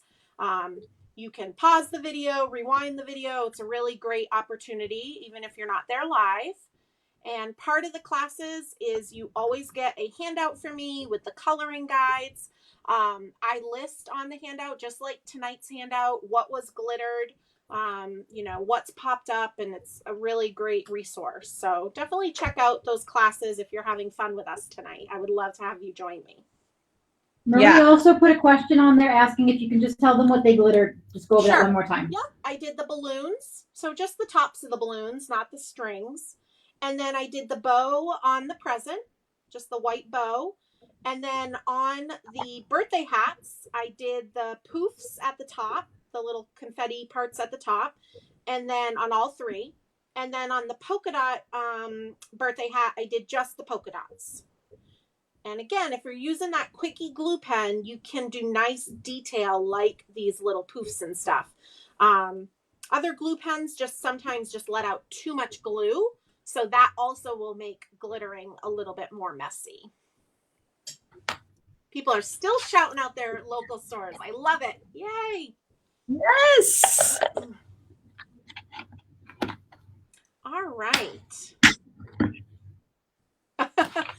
Cynthia, who takes a lot of my online classes, she says, I'm using different sets and felt I had to add BG13 and BG32 for Jen. Good job, Cynthia. All right, so we're going to set our colored images aside, and we're going to start to assemble that horizontal card that we started ink blending way back at the beginning of class. I was like, oh yeah, we did that. Yeah, it's all done. It's like the cooking show. You don't even remember doing it. All right, so I have my little road border. I have the white layer and the black layer with the little dotted line down the center. I'm just going to take my lawn fawn glue tube and add the black to the white. Just flat, just with a little wet glue or dot runner, whatever you're comfortable with. Ever since Lawn Fawn came out with their glue tube, I'm obsessed. I was never a wet adhesive fan, but now I am. With the glue tube's just so easy to squeeze, and you can get really nice detail, dots and lines with it. When it shows you too, the difference between the glue tube and the quickie glue pen. Yeah, that, for sure. Yeah, that it's this one is about adhering things together, whereas the quickie glue pen isn't really about adhering things together. It's about adding maybe the little tiny bit of glitter in a tiny spot. Yep. And we're not using it tonight, but my other glitter obsession is Lawn Fawn chunky glitter. Yes. And with the chunky glitter, which if you guys saw on the blog this week, I shared a mermaid card on Lawn Fawn's blog. I use chunky glitter on that. And for chunky glitter, I do use the Lawn Fawn glue tube because it can hold the chunk. Quickie glue pen is not strong enough. It's really, quickie glue pen's not even really great for paper to paper because it just dries so quickly. I really only use that Quickie glue pen for ultra fine glitter. Once you have your road put together, you're going to go ahead and adhere it to your card. And again, it can kind of go however you would like. Notice how, like, when I first put it down, it's kind of like up in the air, but don't be afraid to just kind of rotate it a little bit. So mine is going to go off, you know, up high over here, but then come back down, however you would like it to look. But I do have it kind of swoop to the stitching down here. We are going to stamp a little sentiment on the right-hand side, so just keep that in mind. But you can always move your sentiments as well. So funny. And here you can see different. Yeah. You can flip yours the other way too, Jen. Because this is yeah. how I did it. I used the other stencil, which was the more complicated hillside, and then this is what mine ends up looking like. And it looks great either way. And I go a little bit off on both sides because I'm going to trim the excess off. I'm obsessed. I know that like everyone, I'm new to these when everyone's had them forever, but for trimming stuff off, I love these big scissors now. Although everyone at work, yeah, we want to take them away from you. Yeah, as I like itch myself. Yeah. You know what I did once? I was cutting a tag off a new shirt that I had already put on, and so I just cut off a chunk of my hair by mistake. Really sharp objects, guys. Hence, we're a little concerned about her having them. Yeah. I haven't opened you couldn't mine see yet. It was That's so funny. You got the back of my head, so I couldn't see that I was missing hair, so it's fine. All right. So that's why a paramedic is employed at lawnfawn. Just saying. I'm gonna take Although the one day we actually had to call 911, you weren't here. I'm going to take one of the little mice and I'm going to start to basically dress him up. So I'm going to put the blue polka dot birthday hat on him. The way I like to do that is I just add a little dot of glue to his head. And then I bring that little birthday hat right up onto it. And then he is going to be holding the pink present in his hands. So again, I'm putting a little dot of glue on his hands and putting the present to that. I think it's just easier to put the glue on whatever the largest part is. And then the balloons are going to go behind him. I kind of envision he has those in his hands too. So I'm going to put some glue on the bottom of the strings of the balloons. And again, when you use the lawnfawn glue tube, what's nice about that is you can kind of slip slide the stuff around until it's in the position that you like. There's a little bit of wiggle room before it won't budge. And so this is kind of what we've got here. And I like, Jen, how you're showing that, yes, this guy's cute on the critter, but he can also just be running with the present. Or he's cute on the scooter, excuse me, but yes, he also can just be running with the present too, or running to then be hugging in the happy hug stamp set. Yeah. We do not sell the Bluetooth holder yet. I was like, yet. We are working with our manufacturer, who might be in the comments here, to get a Bluetooth holder. So they're not out yet. And I'm just going to give a shameless plug. This is my custom Cape Cod glue tube holder that I sell. Okay. Ooh, well then, Jen, I forgot that was custom. Sorry, I forgot about that too. No worries. They are in my shop, but I mean, hold out for the lawnfawn one because I'm sure it's going to be wicked cute. I mean, you could also have two Bluetooth holders. I was just going to say, you can never have too many. I was going to say, I keep one on my desk for my baby glossy accents and one for my glue tube holder. And so I just tucked the mouse like under the road.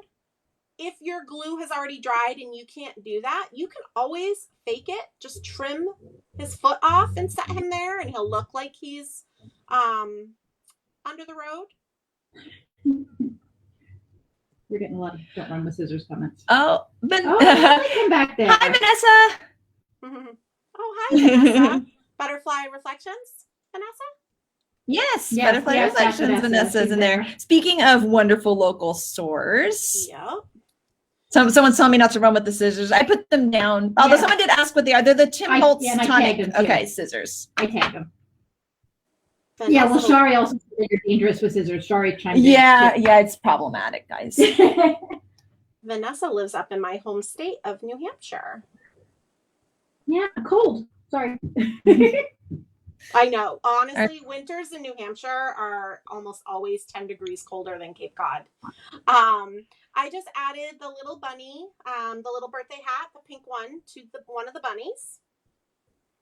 And I am going to add him to the non-blended scooter. It doesn't really matter, but I know a lot of times people want to kind of do the same as the teacher. So the teal scooter, but the one we didn't blend. I'm going to put a little bit of glue behind his feet and behind his hands and place him on that scooter.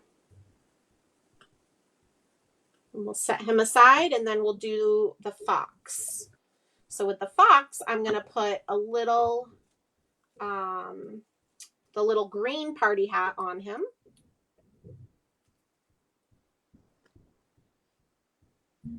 So I just put a little dot of glue between the ears. Aw, thanks, Lana. She linked my glue tube holder. Oh. Thanks, Lana. Everybody's so helpful. Oh, someone's after the glue holder. So Jen has a glue holder, but lawnfawn is our friends over at Marco are working on maybe a potentially one, maybe. It's going to be a little bit different. So yes, so I suggest you support Jen, and then later on, and they can hold different things because they can hold things other than just the glue tube.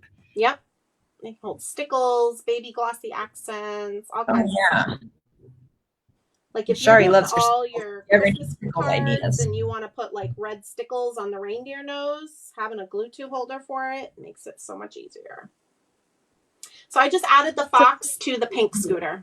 Go ahead, Kelly. Sorry. Yeah, sorry. So Sheila's asking a fun question. She says that her husband loves lawnfawn, which I love that. And he has a question. It says, who designs lawnfawn products and how do the different images work so well with each other? So our main artist is Erica, who is one of the owners. And the best way to describe that is that Erica is a genius.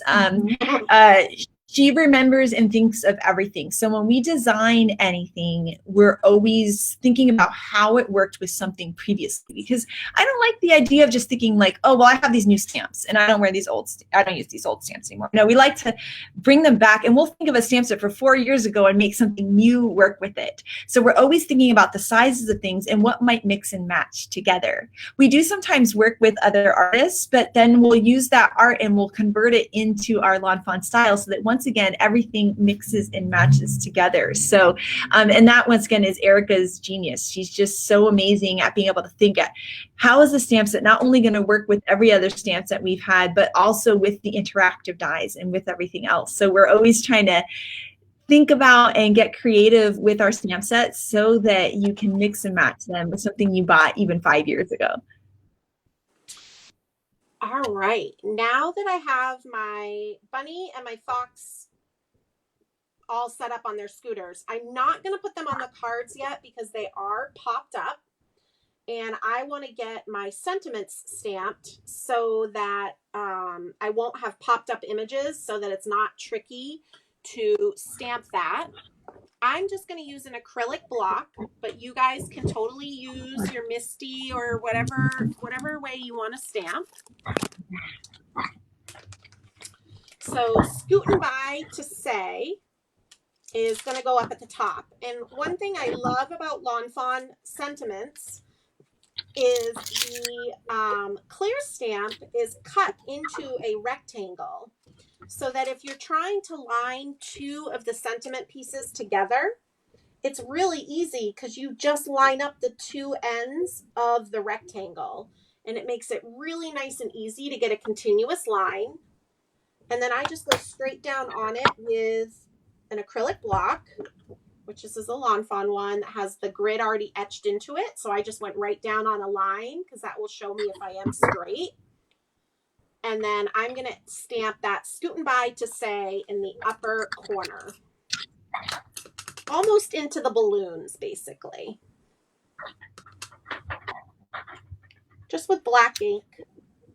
And then a fun thing to know about how our stamps line up like that, if you see this font in another stamp set, those are going to line up as well. So every time we create the basis for the stamps, when it's a font, we make sure that it's going to line up with all the previous sets as well. So you could do Scootin' by to say and then use a font from another stamp set, or a sentiment from another stamp set that has the same font, and they're going to line up perfectly. So it's really great that you can kind of not only mix and match within a stamp set, because now you can actually mix and match with other stamp sets as well.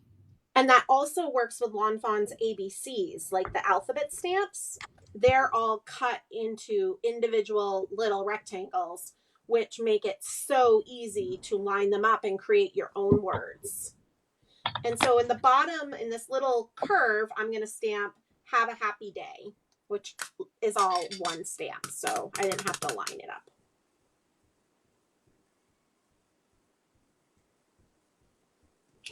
Shari, that's a lot of mixing. I'm looking back through comments now. Oh, thank you guys. Say such nice things. Thank you.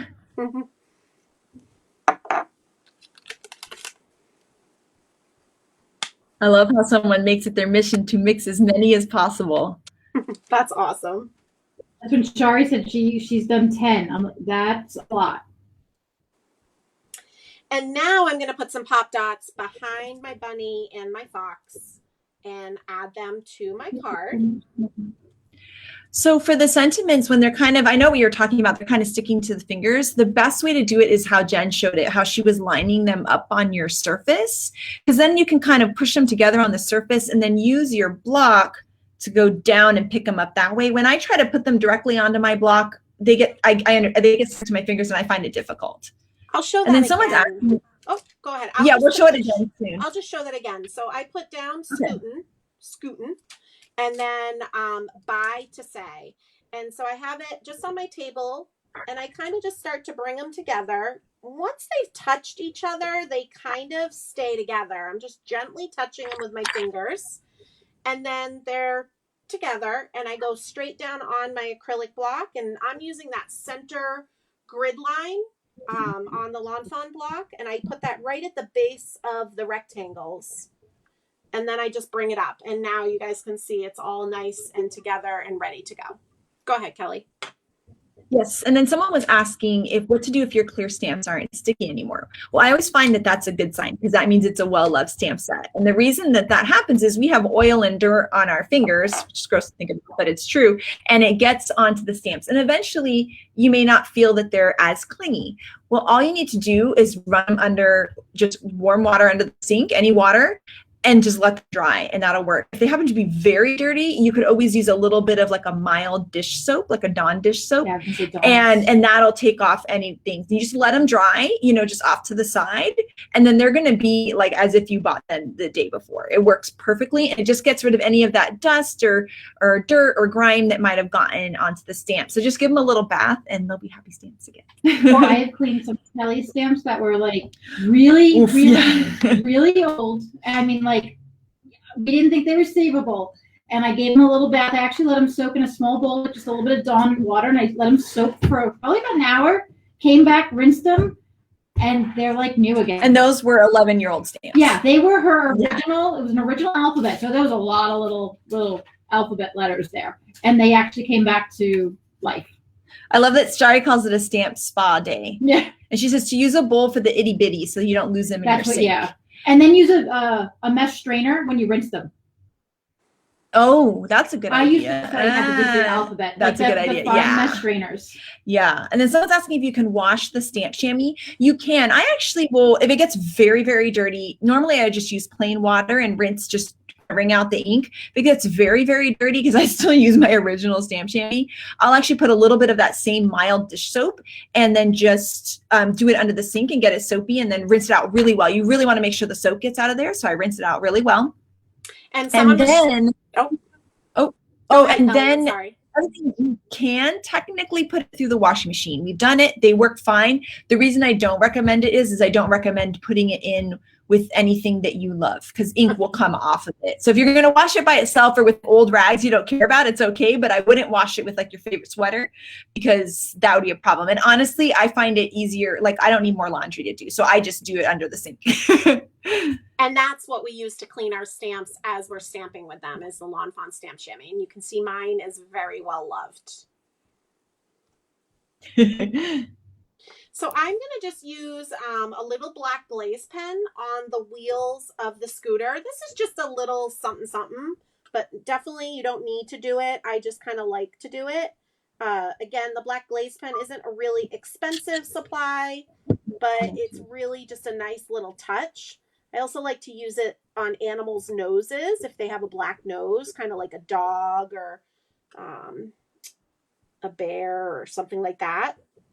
I also like to do it on shoes sometimes, so they look like patent leather, shiny dress shoes maybe. Again, just adds a little something, but it's not required. None of this is required. You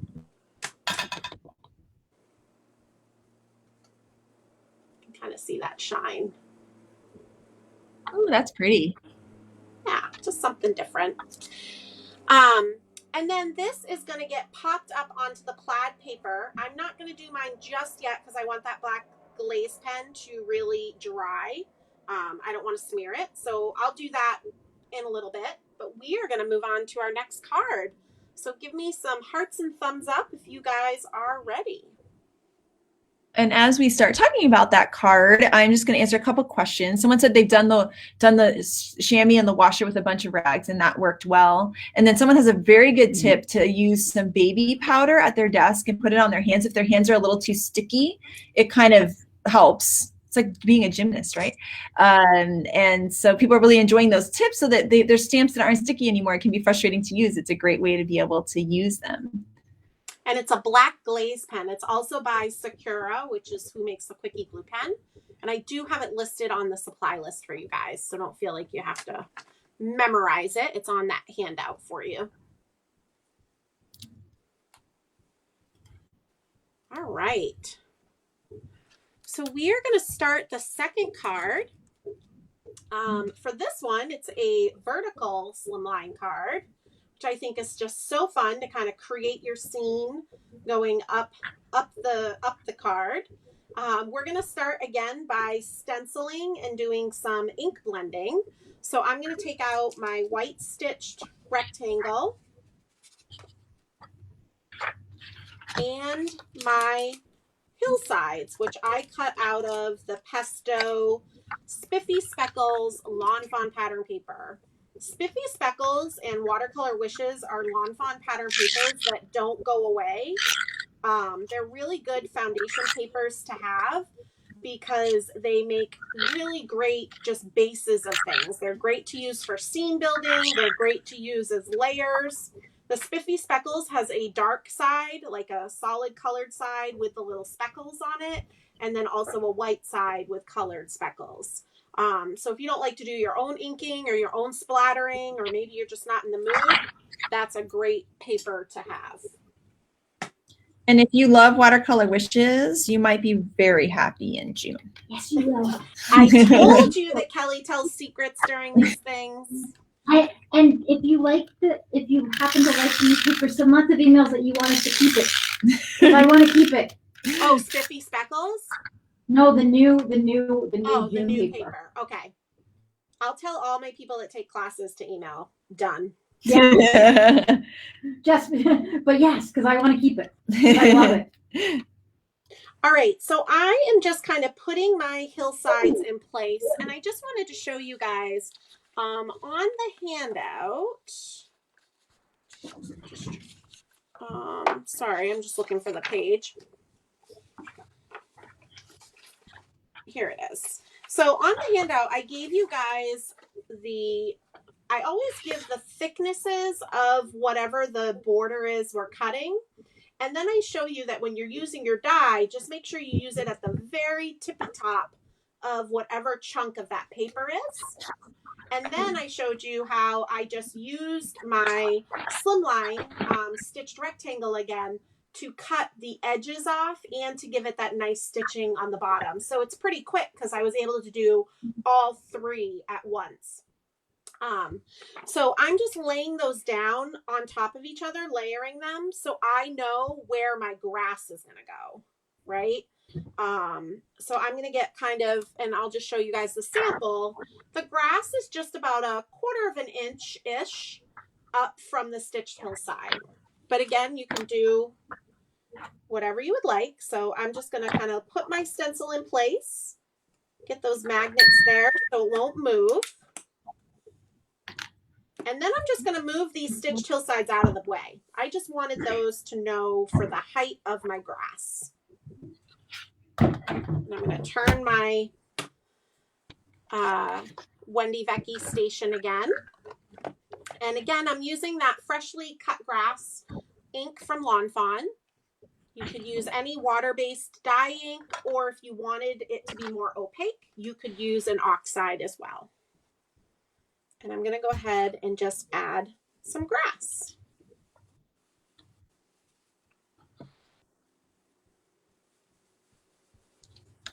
And you don't have to go that far down with the grass because remember, just about 1/4 of an inch is going to show. So we don't need to waste our precious crafting time inking the whole panel. And if you're not sure if your hillsides are going to cover it, just take that tallest one and put it in place and make sure you've got enough green. And I'm going to leave that in place, but off, I have the bigger Wendy Vecchi mat. Off on the side, I'm going to ink the edges of my spiffy speckles. This is something I started doing, and I just think it adds so much dimension to this paper. It just really makes it like pop.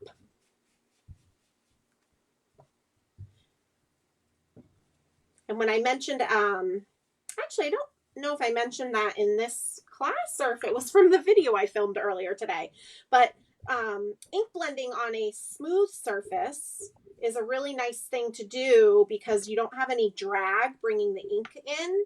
I wouldn't ever recommend inking on paper because you lose a lot of your ink. It's absorbing into the paper that's under you.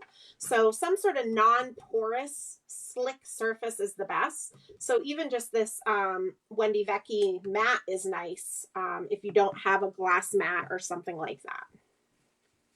So we're just inking the edges of all of our hillsides. It does look really pretty. Somebody's asking for secrets about tiny friends for June. She said her mom and I are excited for June. She put together a huge cart for the May release when she managed to find the Lawn Fawn website without consulting her and almost ended up with a $300 order. She doesn't stamp or understand videos, non-English speaker, but she loves watching you ladies create. Aww. Oh, so sweet. And she likes the tiny friends. So she's asking for hints about tiny friends. Okay, well, you might be also very happy in June. If you like tiny friends. Oh, somebody's asking about the birthday month. I will link you to the. Those are frequently asked questions on it. I'm going to link to that right now. So that link is coming. Yeah, so we have a gift on lawnfawn.com. If you sign up with your birthday on our site, we send you a little coupon and we have a special gift, and it changes every year. It changes in November to a different character. And right now we have Party Unicorn. He's very cute. Super cute.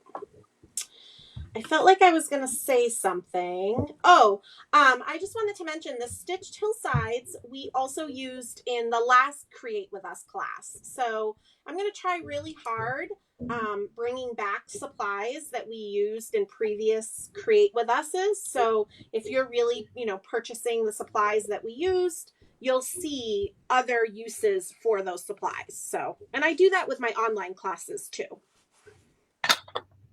So I'm going to take my grass stencil and I'm going to mask my grass. Remember, slide that stencil down and cover up your beautifully inked grass. And then we are going to ink some clouds. And we used the cloud stencil in the last Create With Us class. So before I do the clouds, I'm going to just do a little bit of merman ink right above the grass. The same color. Somebody says the green makes them want a margarita, by the way, Jen. So that goes back to what we need to plan for our next Create With Us. Say that again, Rebecca. Somebody says the green makes them want a margarita. So I said, so now we know what we need to plan for our next Create With Us. Yes. We were saying, Kelly, Rebecca and I were chatting earlier on how we were sad we didn't have cake and cupcakes this time. Because the last one we were celebrating Lawnfawn's birthday. So I'm just adding a little bit of blue above the grass. You don't want to go too high. Let me get you guys my sample. Just a little bit, because then we're going to jump into doing clouds. So just a smidge. Go ahead, Kelly. Oh, somebody was asking why the birthday gift changes in June or November. And that's just because that happened to be the month we started it in a few years back. And so by November, everyone's had a chance to have it for a year, and then we change it to a new critter. That way you can get a new one every year. So now I'm kind of just keeping my grass stencil in place. You don't have to do that. I just kind of do. And I'm going to start adding my cloud poofs. So I have my cloud stencil in place, and I start inking right on the stencil and bringing the ink up into the sky. And again, don't go too far up, because we are going to add more poofs.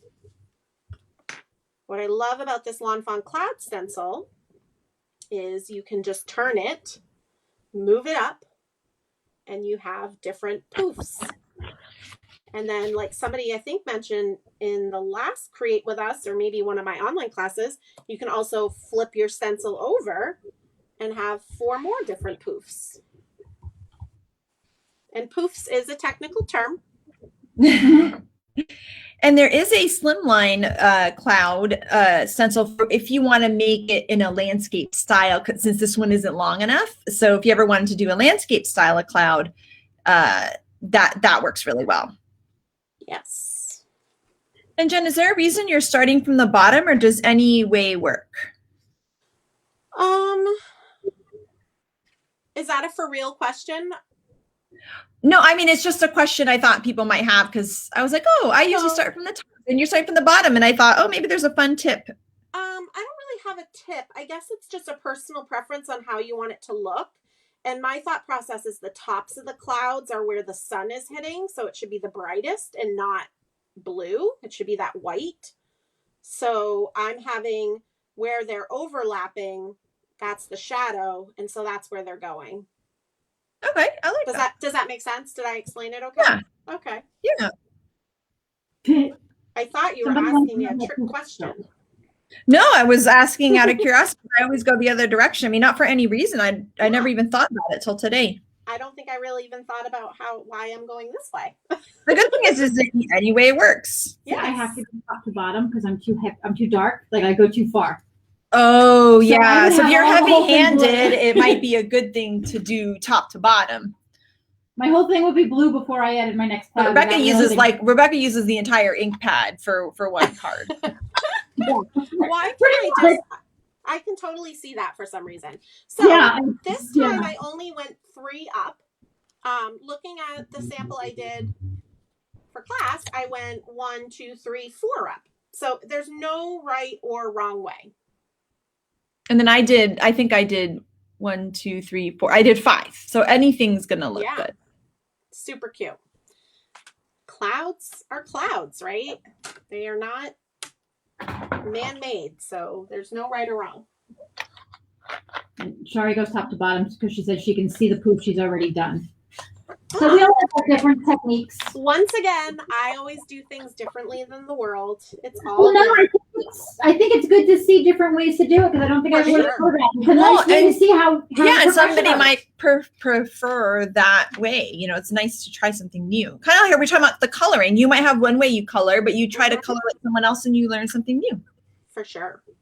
So now what we're going to do is we're going to add our hillsides down, but I really want you guys to just take a minute and look at my sample. The top scooter, I am tucking under that first hillside, And the second scooter, I'm tucking in under a hillside. So I'm still going to use my lawnfawn glue tube, but I'm not going to put any on that stitching. So I'll still be able to tuck. Okay, so just keep that in mind as you're gluing. And you want to start with your highest hillside first and work your way down to size.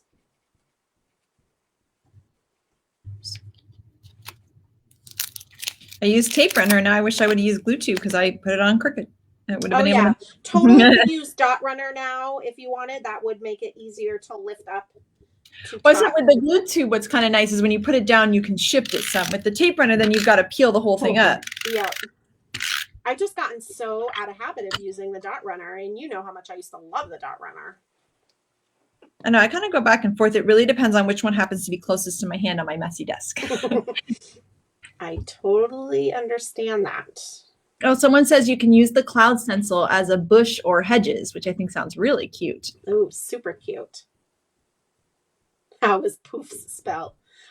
P-O-O-F-S, I think, in Gen World. I think that's even what I termed them on your handout. And I think I texted Shari, like, does this make sense? Somebody says zip dry, Kelly. What is, I don't know what I think zip it's dry Dry is an adhesive. Oh, okay. It's a clear adhesive. Don't know that So one. you guys can kind of see how my hillsides are lifting a little. Like, I actually kind of like it. It looks like dimension. And then when I go to tuck in my things, I'll be able to tuck them in. All right. So what I want to first do is take the bunny and the fox, and I want to stamp the little string belt buckles for the helmets. So you guys can see, this is the cutest thing ever. It does have a die, so you could stamp and die cut it, but I think it also looks really cute stamped directly onto their faces. And we have the strap separate so that the helmet works in either, you know how the characters are facing different directions. By having the strap separately, you can have the helmet work for both characters. So I'm just going to put the strap on a little block. I love this teeny block. I use it a lot for all the little lawnfawn things. Yes, I have like multiples of these teenies on my desk always. And I'm just going to, in black ink, stamp the strap. And don't worry too much where it is. I just start where his arm's coming up. I'm on the bunny, where his arm's coming up. And again, because it's a clear stamp, you can line it up. You obviously want to maybe avoid his eyeball. Maybe. Maybe not. You might have a story to tell. And you can kind of see how it looks. And then we're going to do the same thing on the fox. And the fox one, I kind of angle backward, right? So that we avoid his eye again. And I want to show on my fox, when I stamped it, I just was a little bit off because I didn't have my glasses on. And so he wasn't, the strap isn't all the way to the line of his neck. So I'm just going to take a pen and just connect it because it's like the teeniest little bit. So I know with the pen, no one will ever know I did that. Well, all of your closest craft friends that are with you tonight. Oh, that's true. You guys know about my inability to wear my glasses. They make me dizzy, but then I can't see without them. So now I just connected it all the way down. And then we're just going to use a flat adhesive. I'm going to use my glue tube and add the helmets to the critters. I'm going to add the green helmet to the bunny and the pink helmet to the fox, but doesn't matter. And I just think this is the cutest thing ever.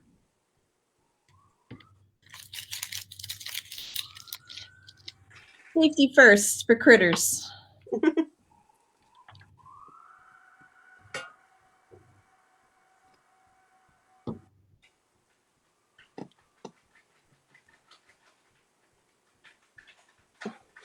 Gus is trying to scratch his neck, and all I hear is the cone spinning. Poor guy. Oh, is that what that noise was? Yeah. Love. Ugh. Judy wants to know if anyone else constantly lose things on their workspace. Not only do we lose them on the workspace, we lose them in the vacuum of this room. There are things I still can't find that I put away and I don't know where I put them. So yes, we feel you. There's a reason why I have to go in the warehouse and like grab another 6x6 bag. Yeah, because we just can't find it. So. All right, so now I'm going to start to put my critters on their scooters. Again, I like to kind of dress them up before I put it on the card. So I'm putting a little glue on their feet, on the back, and a little glue behind their arms, their hands. Somebody said they hear sirens. I honestly didn't. I don't know if you're hearing. Yeah,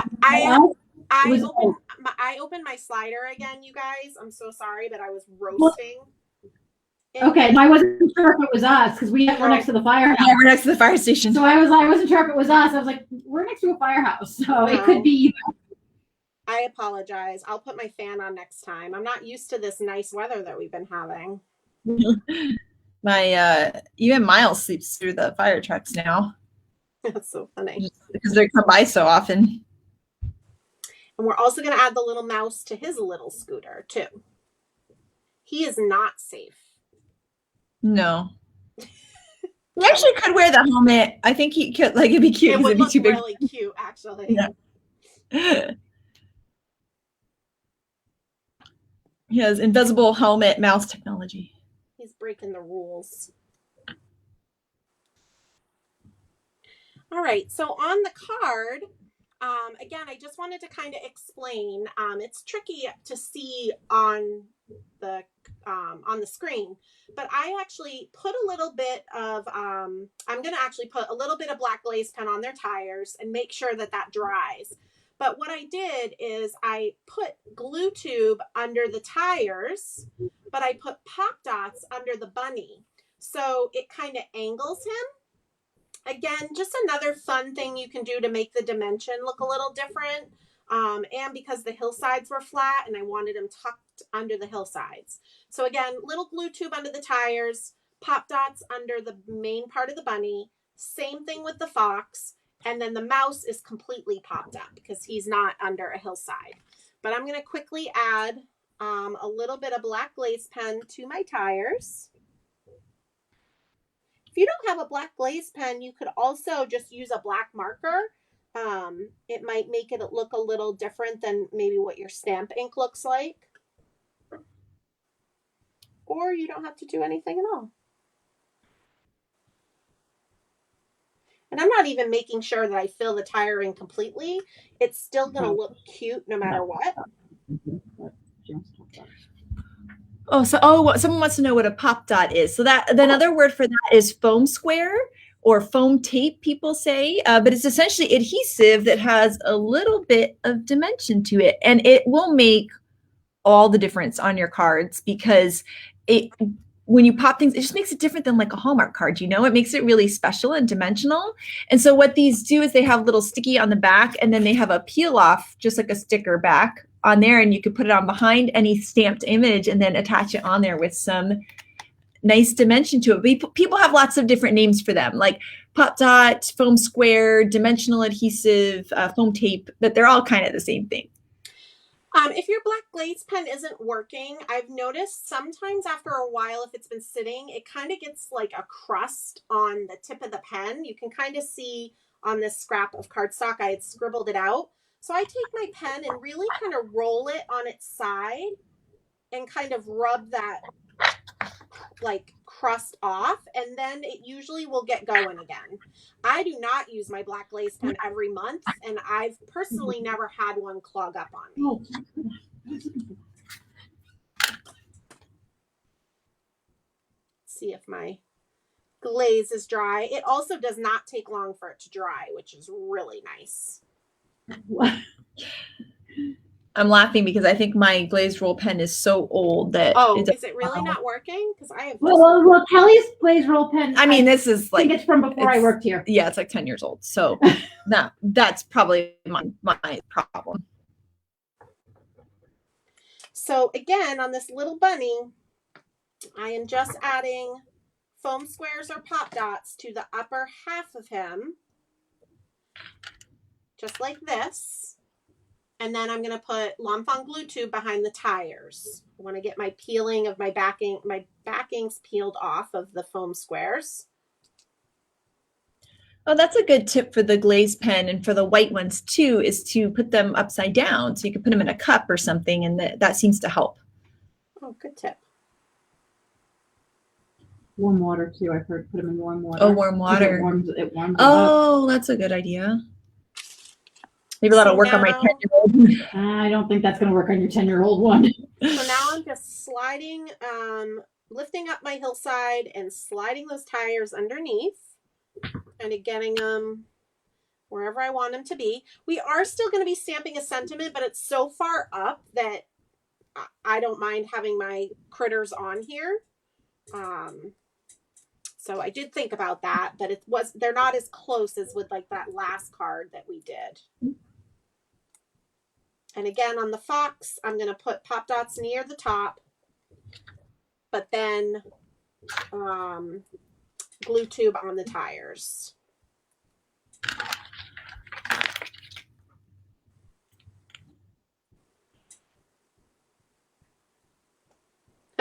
They're talking about setting a cleaning date because of the missing things in our craft rooms, and we'll all look together. I know, we should do Facebook Live where we just look for things we've lost in our craft room. Yes. Every morning when I come in, it's what I do. We make quite a mess in here when we're designing products. It gets wild. Yeah. My room is a disaster right now. I have a butcher block in the center of my room that's on wheels, and I purposely wheeled it way over because it's like a mountain of mess right now. It's been so busy with all good stuff, but busy. All right, and then the mouse is completely popped up with foam squares. And then the poofs, I only put the poofs on the bunny and the mouse, and those are popped up as well. I pop all the things and glitter all the things. Although I didn't glitter anything on this card, don't be shocked.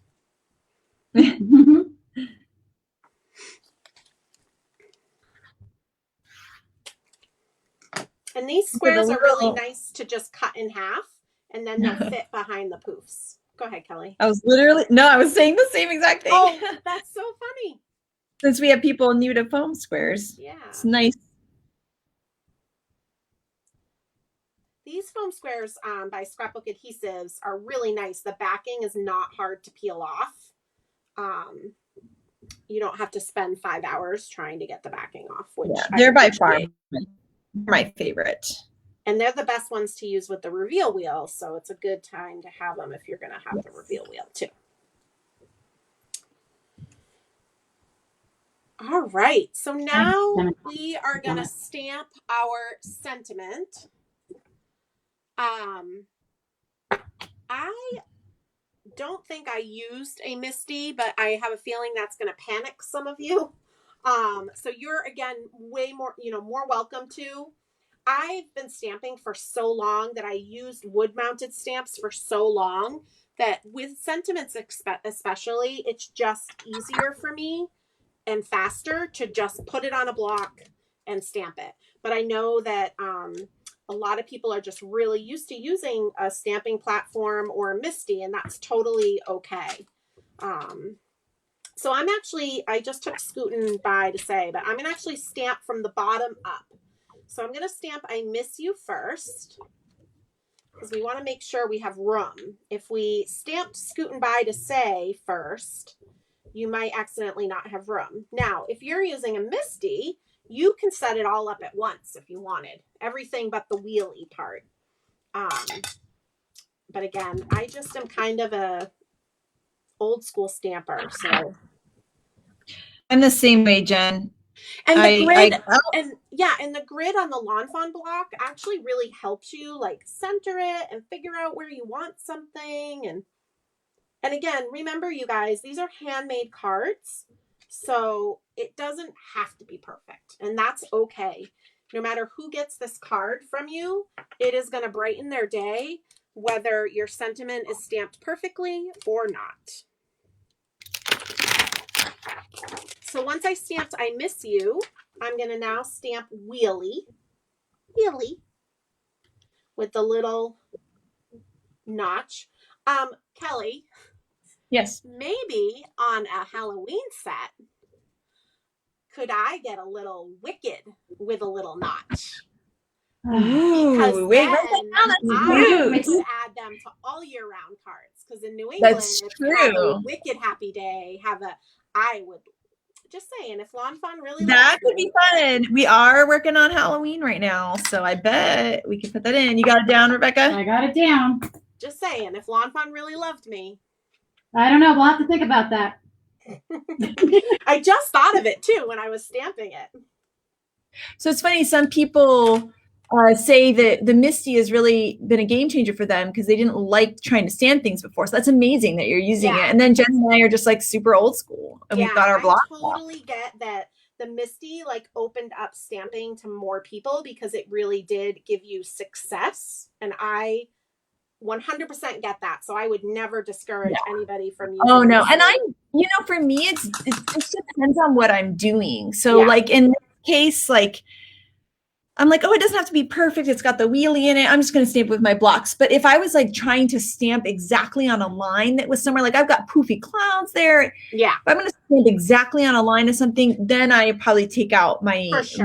But if I'm going to do something like this, where it's like there's enough going on that it's okay. Yep. Then I'll just use my blocks. So I have kind of like a hierarchy of. Totally. But it comes down to laziness sometimes for sentiments for me. I don't want to take out the Misty and honestly, that's me too. I'm more like I want to get it done, so I just quickly throw it on a block and do it. So. But if I'm gonna stamp out like 20 things for a card, it might be nice to put a bunch of stamps on the Misty, stamp it. I could double stamp it, get a nice image, and I can stamp all of them all at once. So it's kind of a. Depending. I will say sentiment stack like what you're doing here, and I'm actually probably the biggest user of the Misty here in the office. But for this, I find the block easier. Yep. I can put it where I want. And if you've never tried a block and you've always used the Misty, just try a block someday. You might be surprised. So I have all my little hearts out. This is from the new Hearts and Stars Skinny Tag. So, and this was essentially designed for Shari. Because so Shari got this die, then I want just a teeny little wicked stamp. Oh my goodness. Okay. It's written down, I promise. So this die was designed because what Shari was doing, and a lot of people, including me too, were doing is like you wanted the perfect size tiny little heart to decorate with, and you ended up having to like pick through dies to try to find them, and when they weren't the same style as each other, and so we thought, well, it'd be fun to have a set that had them the same style in 3 sizes, hearts and stars, and then we threw in this cute little tag because it's just fun to have a different tag, and the hearts look really cute on it as well. But they're the perfect little like stars to add for extra pizzazz on your cards. And then when you cut your stars and hearts, I've got my little dish here. I always have extras because it cuts 5 at a time, and so my dish is filled with all my extra little hearts and stars. And then a little extra die cut word I hadn't used yet. And so I've got these now for any cards I might make. I've always got extras just waiting to be used.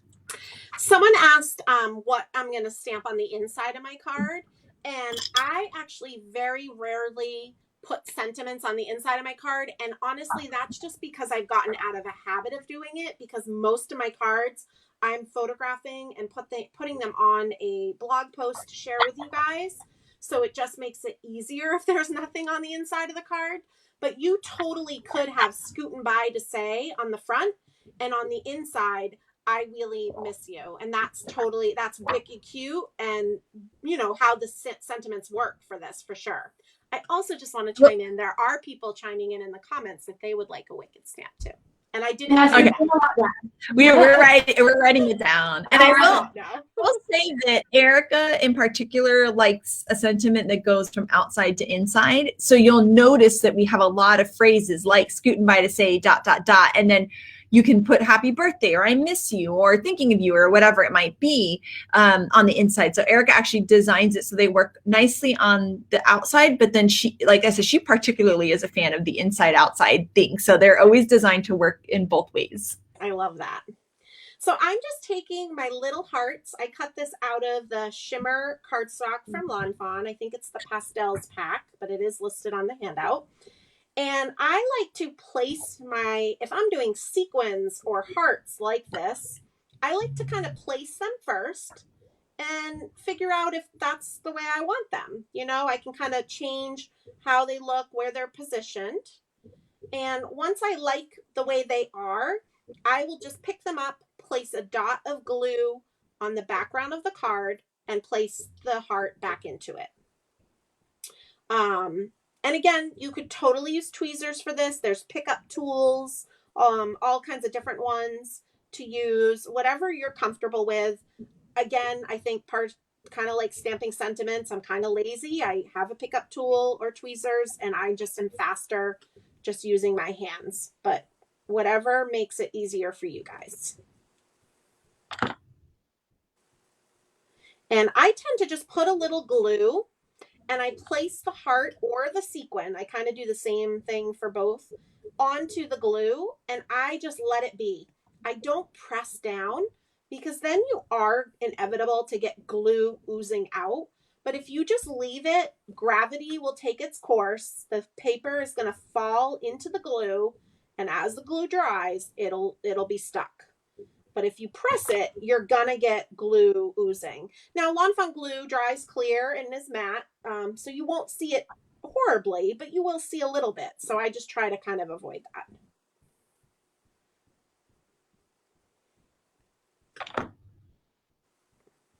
And I love just sprinkling hearts and sequins and gems and all kinds of different things. I just think it's so fun.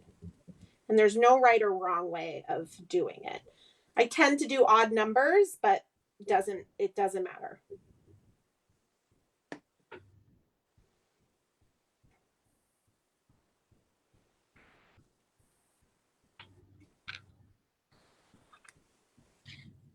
Aw, thanks. People are just saying the cards are cute. Thanks for the class. And then again, I actually realized I don't have my big roll of foam tape. I ran out, and my back stock is not in my room. So I'm just going to use foam tape and put this on the plaid paper after class. And this plaid is the Perfectly Plaid Remix. So it was a popular collection from years ago. We remixed it and brought it back. And it's one of my favorites. It's so cute. It's so bright and cheery. Yeah, it's just happy. Yay. I press down like my life depends on it. Oh, I love it. No, our stamps are usually just Lawn Fawn, although we have done exclusives for different stores and things like that in the past. But usually they're just Lawn Fawn. We were talking about these big scissors earlier that no one likes me to use because they were I'm going to cut myself. But I happen to, when I put my pad and paper on, there's just like a little bit of white cardstock left. I just happened to kind of measure it a little wrong. So I'm just going to use my scissors to just trim off the excess. Wait, are you putting your card on a card base? Well, that's Rebecca. That's Rebecca. It's me who doesn't put Rebecca doesn't know how to put a card on a card base. Ever. So again, real quick, I know Rebecca's been linking it, but up here is the link to go to the Create With Us page. And then I also have a link below that will bring you to show you all the different online classes that I've taught this past year. Normally I travel and teach in person. Obviously that hasn't happened. So I started doing the online classes, and lots of people have been asking if I'm going to continue with online classes when I can start to travel again. And the answer is yes. My online classes are not going to go away. It has been so fun for me to meet all the people that I've been meeting from all over the world. And we have been just having so much fun in the classes. So we'll definitely be mingling in person and online again someday. Yay, Kelly. So cute. I just saw the delay on the Facebook. Facebook, right? Yeah, I really like this portrait one. I think it's adorable. So I'm going to switch the camera over. Does that sound good, Kelly? To just both of us? Yes, that sounds great. Yay. So thank you guys so much for joining us. This was so fun. Oh, we've got someone. It was their first lawnfawn Facebook It was Live. somebody's birthday today too. I wish them a happy birthday. Oh, it was someone talking about happy birthday. Oh, happy birthday. Someone's asking if we stay with our own company mostly. Yes, yeah, because that's just what we like. We're lawn fawn, so we usually make our stuff here. Yes, people want to hope these classes keep going. We do too. We're so excited about them. There will be one for the June release. So the June release is June 23rd. I have a calendar over here. That's what I keep looking at. And June 23rd, and then the class will be a couple weeks after that, so that everyone has time to do their homework and get their stamps in and everything like that. So we're excited about doing another one of these. We will announce the next class and the details of it on release day. So again, the handout that was available on release day, and it'll be the same thing. And then also, if you go to the Create With Us page on the Lawn Fawn site, the Bubbles of Joy class that we did, is all that information is still there, and you can watch the replay of that video right here on Lawn Fawn's Facebook page. So all of this will kind of stay on that Create With Us page. Hopefully it'll be a really good resource for you guys that you can go back to. But again, on release day, I always announce the new Create With Us class, and then I'll obviously have another online class that I'm hosting as well. Yes, of course. So we'll have all that info. And then the Happy Hugs class that you are hosting soon looks so cute. Can you tell us the details again? What day? I think it was June 12th or something. But Yeah, so Happy Hugs is my next online class. My online classes are really affordable. They're only $18. It's June 11th, which is a Friday. I kind of chatted with everybody that's been taking my classes, and June, July, and August, my classes will be on a weekday, just so we can enjoy our weekends in the summer months. Again, I live in New England, so we do have winter, and our summers are really short. So I think we kind of all just want to get out and enjoy the nice weather. So it is on a Friday. I will tell you, you can take a mental health day from work, and you won't tell. And there might be some people in the class already that have already confessed that that's what they're doing. So you can take the class live. I know. Can we do that? Say that again. Can we do that, Rebecca? And I want to do that. Yes. I won't tell. I won't just close the door to your office, and we won't tell. No one. It'll look like we're working. Nobody will know. Exactly. But yeah, so class is June 11th. If you can't make it live, you can always take the class anytime after June 11th, or even the evening of June 11th. And you can rewatch the videos. You can, again, pause the videos, rewind the videos. And again, you have access to all the resources that I offer, including a handout, including coloring guides.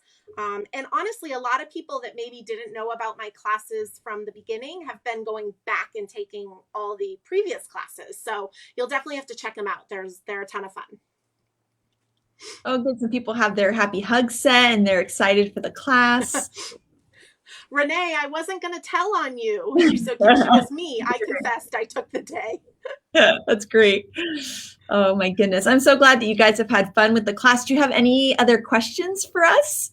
Yeah. Did we miss any questions? It's been so fun hanging out with you guys. I know, this has been awesome. It's just fun and for me, like to get to create and do this, I had so much fun. It's really awesome. Yay. Oh, it looks like people love the coloring guides. The coloring guides are awesome. They're really great. And like I said, I fold them up and put them in. So I keep my stamp sets like in these little pockets. And so you could just fold up the coloring guide and keep it with your stamp set. So it's ready to go whenever you want. And you can just print these off of our site. So you just fold it up and put it in with your stamp set. Yeah. And you can just do like that. And because that's such a great idea. And because you guys have access to the handout, obviously, you can print it twice. So you can keep one together with your handout, store it in a binder, and then a second one, fold it up and keep it with your stamp set. Yes, exactly. So there's that's the nice thing is you can print as many as you'd like, which is really great. And like we talked about earlier, a lot of these characters, like our fox, shows up in different stamp sets doing different things, this coloring guide could still be used for the fox, even in different positions. It could give you ideas for those. For sure. For sure. Somebody wants to know when reveal week starts. So reveal starts, it's going to start June 16th will be our big giveaway post. And then we'll have videos, design team cards, everything leading up each day, lots of giveaways each day too. And then the release will be on I kept saying the 23rd. It's technically the 24th. So it's the 24th at midnight Eastern, 9 p.m. Pacific on the 23rd. And I did put that in the comments too, that it is 9 p.m. Got it. Eastern Yes. on the 23rd. Yay. It's so awesome, you guys, to see that you love the class and that you're having so much fun. So somebody wants a full llama. They want to know a full llama set. Ooh, a full llama set would be I'm all fun. for that. That would be fun in the springtime, wouldn't it? For sure. For sure. Awesome.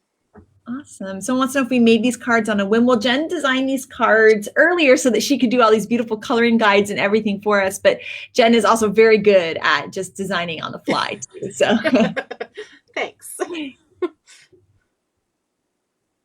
This video won't be on YouTube, but there will be a replay here on Facebook. And once the replay goes live, it takes it just a little bit of time for Facebook to like process it. But then it will also link to it eventually on the page where the downloads and stuff are too. So that it'll always be easy to find. Yep. Someone's asking about the binder for the stencils. This is Shari and Jen's idea. Yeah. It's a Simple Stories snap album. It's a 6x8 snap album. Yeah, and it fits like these little ones in here. And then the 6x6 ones. Divider for them. Yeah, there's a divider, and that's these ones. And then the slimline ones. I have them in a 6x6 one. Yeah, I mean they pop out a teeny bit, but I think it's great. Yeah. And so it's nice. It's just always right there. Like all my stencils are just easily available. And I actually, in those half pages, I keep my reveal wheel templates in there too. So everything's just all together. Right. There's also actually another page that has a half page on the bottom and 2 little pockets on top. That you have. That's where I keep the stencils in. The templates. The templates. The reveal wheel templates is where I keep those. I had a hard time fitting them in there, but I'll have to try again. Yeah, that's because yeah. Monique just posted, it's 4 a.m. in the Netherlands now, and I've been up from 6 a.m. yesterday, but it was so much fun. She actually was emailing me, and she's been taking my classes, and she wasn't sure if she was going to be able to stay up the whole time. So high five to you, Monique. Yeah, high five. I'm impressed. So awesome. I hope that you're taking a mental health day from work tomorrow or today. Yeah. Aw, thank you guys. Oh, making lots of the same card is awesome. That means you can send it to lots of people. Yeah. Mass production is great. Yep. Oh, she can't put she can put YouTube on her TV, but not Facebook. Oh, okay. Well, that's something we'll think about it in the future. Yeah.